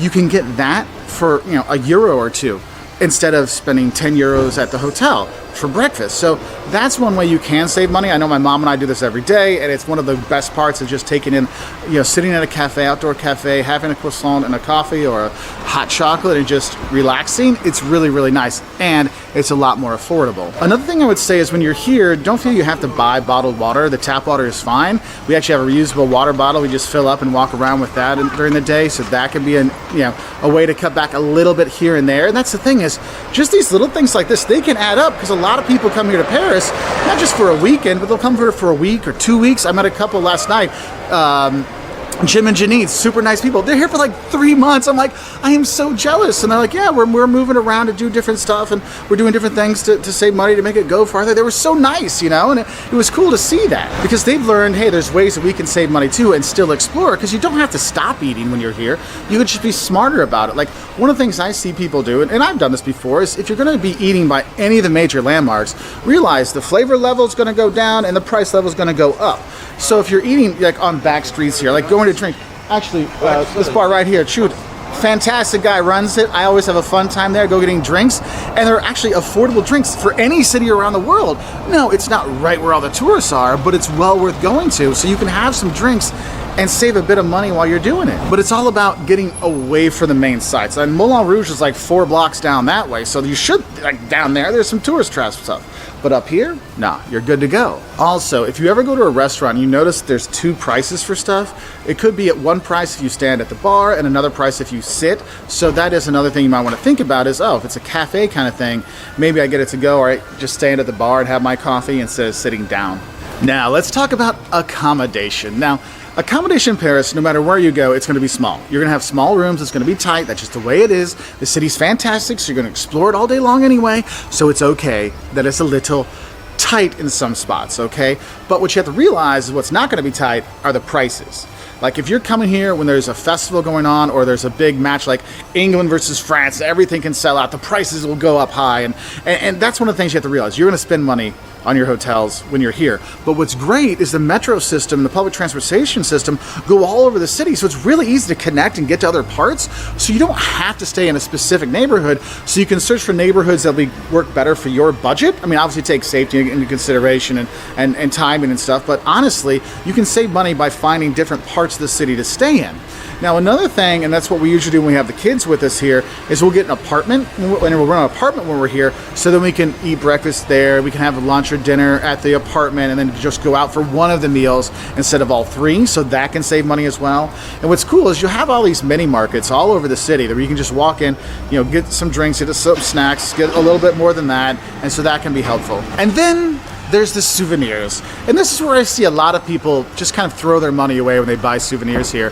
Yes, I understand everybody wants to have their little Eiffel Tower. They want to get everybody little Eiffel Towers when they're here, and like keychains and t-shirts and berets and all kinds of stuff. Look, Paris really sucks you in with wanting to buy souvenirs that are very Parisian looking. But what you have to realize is that they don't want those things. Like they'll throw those away after 6 weeks or 6 months. It'll be gone in the garbage. It'll be thank you and get it, just pitch it. Look, don't buy the cheapy souvenirs. If you're going to get something, spend the money and get a nice painting, get some artwork, or get an outfit, something you're going to use, so then say, oh, I can amortize the cost of this dress over the long term because I'm going to wear it a lot because it's my Parisian dress, right? And so think about your souvenirs a bit differently when you're here, and don't buy throwaway ones, because buying all those 1, 2, 3, 4 euro souvenirs add up, and you might as well have gotten something nicer just for yourself, or just not got something at all. Okay, just say, I mean, buy some stuff when you're here, but just be smart about it with the budget, because I'll see people that literally will come out with bags full of like keychains for people, and I'm like, you just spent $50 on keychains. Why? One of the things you hear about Paris is how unfriendly the locals are, how stuck up they are. They're not. Honestly, Paris has some of the best big city people out there. That's why we come back time and time again, because the people are wonderful, from the service people to the bartenders to the people you meet on the metro. We've loved them every time, but there are things that kind of annoy them when tourists come. And I think the first thing I want to talk about is if you're in a tour group, and I know a lot of people come here in a tour group, but if your tour group kind of blocks the sidewalk or takes up the entire sidewalk so no one can get through and they got to walk in the street to go around. Look, tour guides here are infamous for not controlling their tour groups, so make sure if you're going to be in a tour, stand to the side, let the locals go by, because they have to get to work too, all right? So that can be a little upsetting for them. And that kind of goes into another thing that might upset some of the locals, is if you're walking down one of the streets, you see a beautiful picture, believe me, you will see a ton of them, but you stop right in the middle of the sidewalk. and they're going to work. You're like, whoa, whoa, hey, be careful there. Just make sure you're going to take your pictures, stand off to the side, just like you would in New York or Chicago or Tokyo. You don't take your pictures in the middle of the sidewalk. You move to this side, okay? That's one thing that sometimes gets the locals a little upset. And when you're planning out that big Instagram photo shoot kind of stuff, don't be stopping the locals from going through because they got to get to work, okay? Because that's another thing I've seen a few people be like, hey, yo, we got to go through here. Can you finish up your Instagram model stuff? So that's another thing. Now, another thing that might upset the locals when you're here, or probably your waiters and wait staff when you're here, is when tourists get really upset about French service and Parisian service, and why isn't it quicker? Why aren't we getting our bill? Why aren't we getting our menu? They're not bringing my stuff because I'm from this country or that country. No. What you have to realize is here in Paris and all over France, service takes some time. It's going to be a bit before you get seated. It's going to be a bit before you get your menu. It's going to be a bit before they take your order. It's going to be a bit before you get your food. Once you realize that, they're not targeting you. That's everybody. But that's where I see tourists really get upset, especially some of the big tourist areas where they'll be like, what's going on? I want to get out. I wanted to pay. What's going on? And they'll like get up all huffy and puffy and walk out. And the locals are like, dude, I'm one waiter serving 20 tables. I'm like, I'm doing the best I can. And that's where there can be a little bit of roughness between a local and a tourist when they are here. Another thing, when tourists drive here in Paris, look, driving in Paris is not something I would ever recommend to anyone that is not from here, because all the weaving, all this kind of stuff, and you're not really sure where you're supposed to go. Listen, you're going to get some, not necessarily road rage, but a little bijou on the horn or something like that will be coming your way. So that's one thing that I've seen. The locals can tell that's a tourist going through. You might want to watch out for that. And one of the things that upsets them is the tourists that just walk out into the street. Now, I talked about that with the picture stuff, but I think one thing is the locals getting upset with the tourists that decide that they're going to walk to the Arc de Triomphe. Now, you can walk to the Arc de Triomphe, but then you take the stairs underneath and then come up. But there's always a few fools every day that think they're going to walk across the largest traffic circle like in the world to get to the Arc de Triomphe. No, don't do that. The locals will be like, what are you doing? So do pay attention with that one. Now, another thing that you might not even realize you don't do that might actually upset people is when you go into a store and you don't say bonjour. Look, if you go into a store or a restaurant or a bar and you come in, I guarantee the owner or the proprietor is going to tell you bonjour, and you need to say bonjour back. Or when you come in, you say bonjour, because that's just the friendly way that people do things. So if you don't say that bonjour, or if they say it to you and you say nothing back, that's not a way to make a friend here. And going along with that, I think another thing where tourists sometimes get off on the wrong foot is they start straight into English, or they start straight into German, or they start straight into Spanish. Look, even if you don't speak French, which I'm going to guess most people don't speak French these days, even if you can just say pardon, excusez-moi, which is pardon, excuse me, you know, the stuff you heard in like, you know, Bugs Bunny, you know, these kind of French words, it's going to be more helpful. If you can just say, pardon, je ne parle français, I don't speak French, you're like, oh, it's okay, and they'll switch over, but don't just start right in. And don't get mad at them if they don't speak English very well, and definitely don't just start speaking louder, because that's also another thing that annoys the locals is when tourists go around and they get really loud, whether it's on public transportation or at the cafes, the restaurants. No, French, you go out to a restaurant to enjoy being together with your friends, yes, but to enjoy the atmosphere, not to hear about somebody's table talk 3 tables over. So you do want to be careful with that. Also, when tourists get really, really schnockered, like drunk and stuff, that sometimes the locals are like, okay, we enjoy our wine, we don't get like hammered with it, okay? Though it is so wonderful, you're like, how are they not drunk all the time? But just to let you know. Another thing that I don't know if it will annoy the locals so much as it will disappoint them is if you don't kind of experiment with the cuisine here in France. Okay, because Paris has got great Parisian food, yes, but there's great food from all over France here, great wines from all over France, and there's just so much great cuisine here that if they see tourists that aren't going beyond the steak frites and the croque monsieur, they're like, hey, you should try this, you should try that, and tourists are like, I don't know what that is, I don't know what that sauce is, ooh, snails, I don't know if I could eat that, like, kind of turning your nose up to French cuisine. That is a big insult here, and that won't go over well, because even if you don't like it, you should at least try it, because I bet you will actually end up liking it, because the food here is amazing, okay? And I think that idea that the locals are kind of sad that you didn't try the local cuisine kind of goes into this other thing that might upset the locals, and that is, if you buy into the stereotype that all people in Paris are stuck-up snobs, yes, we are from Paris, we are better than everyone else, look, that's not the case. Just like you go anywhere, like New York City, people think, oh, New Yorkers are all rough and stuff. No, New Yorkers are some of the coolest people you ever meet. LA, you think, oh, LA, I don't want to go to LA. You go there, like, that's actually a fun place to be. Parisians are wonderful people, and we've made so many friends over the years coming here, whether it's at our hotels or the bars, restaurants, stores we go to. There's places we go back to every year. They know our names, you know, it's just one of those things. And it's really sad because the locals get this kind of bad rap when they shouldn't have it. And so it's kind of upsetting to them that people think that we're all stuck-up snobs when we're just really awesome city dwellers. So these are just some little things that I've seen tourists do that kind of upset some of the locals here in Paris. If you want more, because I'm sure I forgot some on here, we actually have a how to upset people or how not to upset people when you come to France, which gives you a lot more in-depth some kind of stuff, but I try to make these more Paris focused here.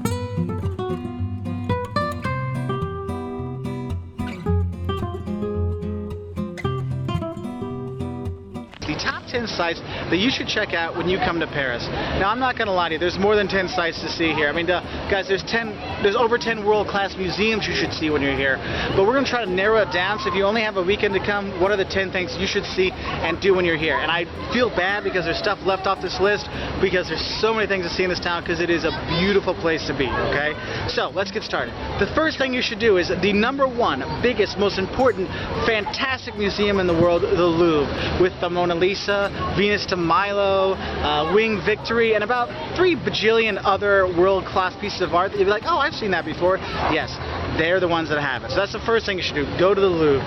And also, the Louvre is not just a museum. If you walk through it at night, it's lit up so beautifully and it's so romantic. Good place to give a smooch to your lover. Okay? So just a little romantic tip there.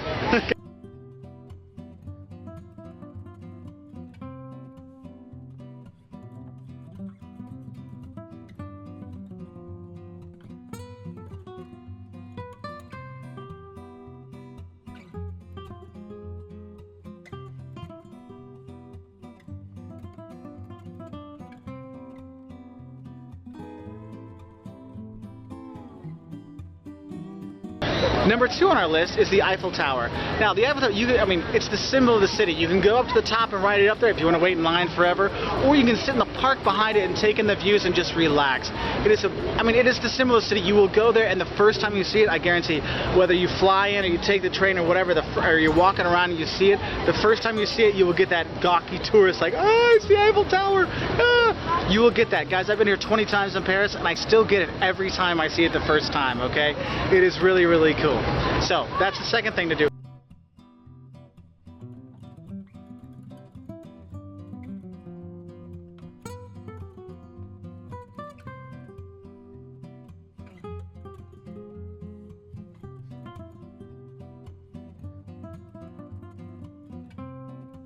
The third thing to do is walk the Champs-Élysées, probably the most famous street in the world.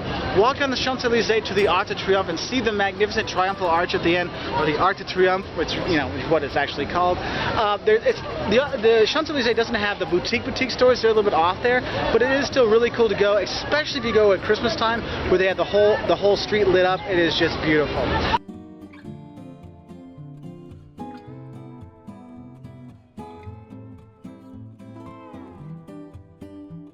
Okay, the fourth thing to see, if you like Impressionists and Post-Impressionists, you know, the Monets, Degas, these kind of things, you want to go to the Musée d'Orsay. It is an amazing museum. It used to be a train station, and they turned it into a museum. It is very, very cool. Definitely one of the things you got to check out.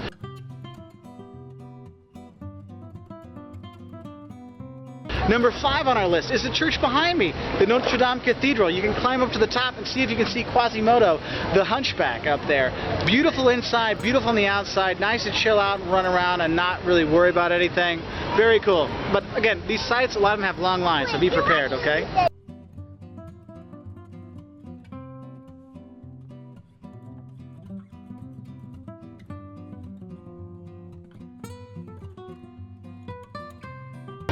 Number 6 on our list, if you want something a little bit more modern, okay, let's say there's the 3 main museums, the 3 main art museums. You have the Louvre, Musée d'Orsay, and then you have the newest stuff, which is the Centre Pompidou. So if you like 20th century art, that's the place to go. Very cool stuff there. Definitely worth checking out. Number 7 on our list, let's get a little bit out of Paris. Let's take a train out to Versailles, the Palace of Versailles. You go there and you see the pomp and circumstance of the French kings, and you can understand why the people got a little pissed off when they were hungry and they were living in that beautiful house, beautiful chateau, palace, whatever. You go there, you take a tour of all the apartments and see all the wonderful stuff inside, but also if you don't want to go inside, the gardens that are there are beautiful just by themselves. So definitely check out Versailles when you're here.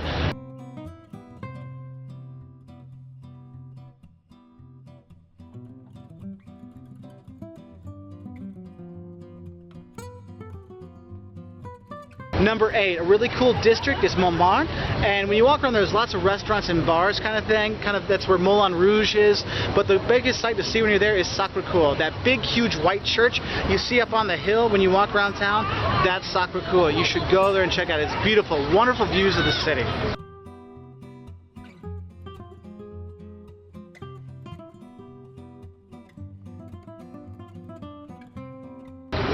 Number 9 on our list is the catacombs. Go underneath the city and see where they buried their dead. And a lot of people have stolen a lot of the bones and everything, so they actually kind of cemented them in there.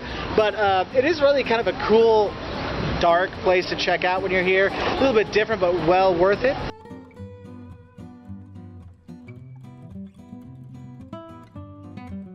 And the 10th thing you want to do when you're here is walk along the Seine, take in the city, walk around the town, but especially along the river. See the Seine, especially at night. It is just so beautiful, especially when they light up the Eiffel Tower. It is just gorgeous. Dun dun dun. The 5 things you're going to love and hate about visiting Paris, France. And guys, though I'll have 5 hates, really, even if they all are bad, you really should come anyway, because it is probably the most beautiful city in Europe and probably one of the most beautiful cities in the world, so you definitely need to come. But let's get to the bad news. Now, the first thing you're going to hate about when coming to Paris is there are lots of pickpockets and aggressive beggars when you're here, which can cause some problems for you, or at least some annoyances. You really need to be careful at the metro stops, especially at Gare du Nord, Gare d'Est, these kind of things, because you'll try to go into the metro and they'll follow you in. I know quite a few people that have lost wallets that way. The police have gotten much better, so the pickpocket and begging problem is not as pronounced as it used to be. But over the last 15 times I've been here, I have seen an improvement, but it still is a problem, and that will be one thing you don't like, okay?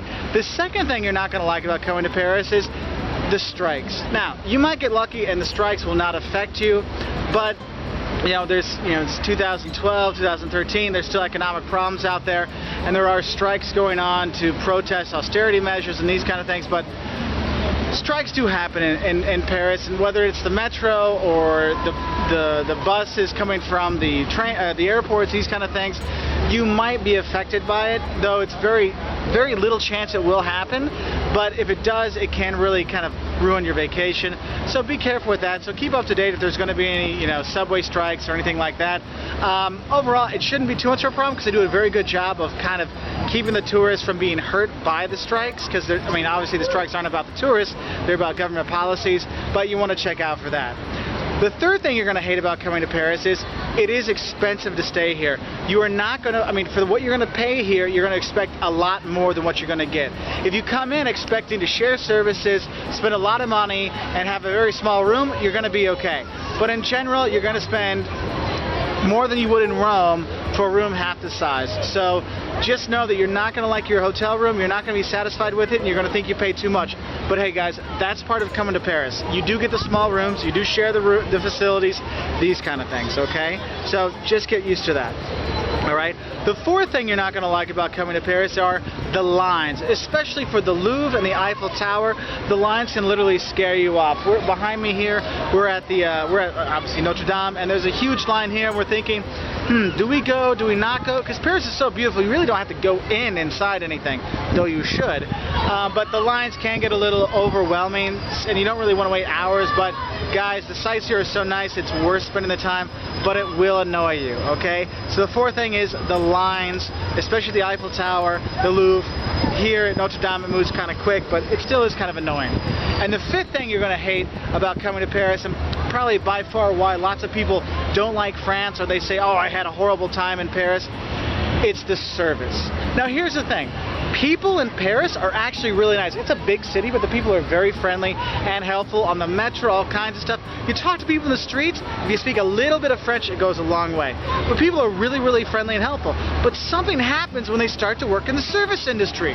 You get on the metro, everyone's helpful, except for the service personnel. They're like, oh, you have children? Ah, we don't care. Could you help me? And other people help. You go to restaurants, they like ridicule you. But you see them on the streets, they're super nice people. So guys, just be prepared for really crappy service. It's crappy, yes, but it's more offhand, like you feel like you're an annoyance to them when you're ordering, or hotels, these kind of things. So be careful with that, but just be prepared for it and don't let it ruin your trip, because that's just the way it is here. Okay, so the 5 things you're going to hate about coming to Paris, or that will annoy you when you're here. 1, the pickpockets and beggars on the metro stops and at the main train stations and sites. 2, strikes. Now they might not happen when you're here, but if they do, they can be a problem. 3, it's expensive to stay here, and the hotels aren't all what you're expecting to get. Well, you're expecting more for what you're going to pay. 4, the lines for the main tourist attractions can be very long and tedious, but hey, you know, they're lines for a reason, because it's amazing. And 5, the offhand service you're going to get when you're here in Paris, which I never understand why, because French people are actually really nice and really helpful, and they love their country and they want to share, but for some reason when they're in service, they turn into dickheads, okay? So those are the 5 things you're going to hate. But what are you going to love about coming to Paris? Because there's so much you're going to love, okay? The first thing is the eating. Now look, I'm a fat guy because I love to eat, but if I lived in Paris, I would be about 50 times fatter, because the food here is amazing. All throughout France, the food is great, but Paris has everything. They have from dishes from all over the country, plus all the colonies, all kinds of things. You will eat very, very, very, very, very, very well here, okay? So come with an empty stomach and you will be happy, okay? All the restaurants have their menu du jour or whatever, so you can get your starter, your main dish, and your dessert, anywhere from 10 to 30 euros for the budget traveler, and it is well worth it. You will eat so well when you're here. And of course, you got to have the traditional dishes like escargot, the snails. You can get frog legs, or there's beef. There's all kinds of great food here, so make sure you eat. Come here and eat. And also, of course, the wine, okay? So that's the first thing you're going to love. The second thing you're going to love about it is it's easy to get everywhere in here. There's a metro stop within 500 meters no matter where you are, which makes it awesome, because you don't have to walk all over the place if you don't want to, though I do recommend walking because the city is beautiful. But the metro goes everywhere. The public transportation will take you. You want to go to Versailles, you're there. You want to go to the Eiffel Tower, boom, you're there. The Louvre, boom, you're there. I mean, it's awesome. Now, I will warn you though, with the public transportation, if you have limited mobility or you're with children and stuff like that, it can be a little bit of pain, because the people, again, the service side of it, not too helpful, but there's not the elevators and these kind of things, so if you're in a wheelchair or strollers, you will be doing a lot of extra lifting, okay? So be careful with that. Hi. Got my buddy Caleb here, and now the third thing you're going to love about coming here are the museums. Now the city has museums galore. The Louvre with the Mona Lisa. Anyone want to see the Mona Lisa? Yes. And what else is at the Louvre besides the Mona Lisa? The Winged Victory. Winged Victory and Venus de Milo. And Venus de Milo. There's all kinds of great stuff. That's just at the Louvre. You go to Musée d'Orsay, you have Monet, Manet, Degas, all kinds of stuff. You want modern art? We've got that. There's all kinds of things over there. There's a Rodin Museum. Guys, there's more museums than you can shake a stick at. It's crazy here, and you're going to love it. So if you're an art lover or not an art lover, you will enjoy your time here in Paris, okay? The fourth thing you're going to love about coming to Paris is wandering the streets. Guys, you wander the town. I mean, you see the architecture in this city is amazing. But what's the coolest thing is when you wander the town and you see the Eiffel Tower. I've been to Paris, I'm not kidding. This is probably the 20th time I've been here, and still, to this day, I get the stupid tourist look when I see the Eiffel Tower for the first time. I'm wandering like, oh, there's the Eiffel Tower. And you get that dumb look, but it's so cool walking through the cities. You walk around, you see these boutique shops all over the place, and it's like, oh wow, hey look, there's a mini Statue of Liberty. There's all kinds of great stuff you're going to do here, and just wander around, whether it's the Montmartre by Sacré-Cœur, walking up there, or wherever you go. There's so much to see and do, and just strolling the streets and just enjoying it all. And especially if you can walk along the Seine, walk along the river at night with everything lit up, it is just beautiful. Of course, walking the Champs-Élysées, There's all kinds of great stuff to wander along. And the fifth thing you're going to love about coming to Paris is sitting at a cafe and people watching. Because France is amazing for that. You sit there and you really feel like a local when you're there, sitting at the cafe having your coffee or your chocolate, hot chocolate, or your wine or whatever, and you just watch the world go by, because the atmosphere of the city is what you're going to love, because you really feel like this is a really metropolitan, avant-garde, beautiful city that you really feel a part of, and the atmosphere that comes with it. We're French, we're Parisians, and even if you're a tourist, you get that feeling too, and it's just something you're gonna love. So the 5 things you're gonna love when you come here to Paris: 1, eating and drinking in Paris. You will walk away 10 pounds, 5 kilos heavier, and so much happier, okay? Second thing you're gonna love about it is you can get everywhere with the metro or the public transportation. It's fast, efficient, and goes all over the place, and cheap, which is also a very good thing. The third thing you're gonna love are the museums galore all throughout the town. The fourth thing you're gonna love is walking around town, whether it's along the Seine, the Champs-Élysées, wherever, especially at night. It's just a beautiful place. Taking in that Eiffel Tower for the first time, it is just amazing. And the fifth thing you're gonna love about here is the atmosphere of the city, because it has that je ne sais quoi, the I don't know, that you come here and you're like, wow, you will fall in love with Paris, even if you have that crappy surface and everything like that, because the city is to die for. In the city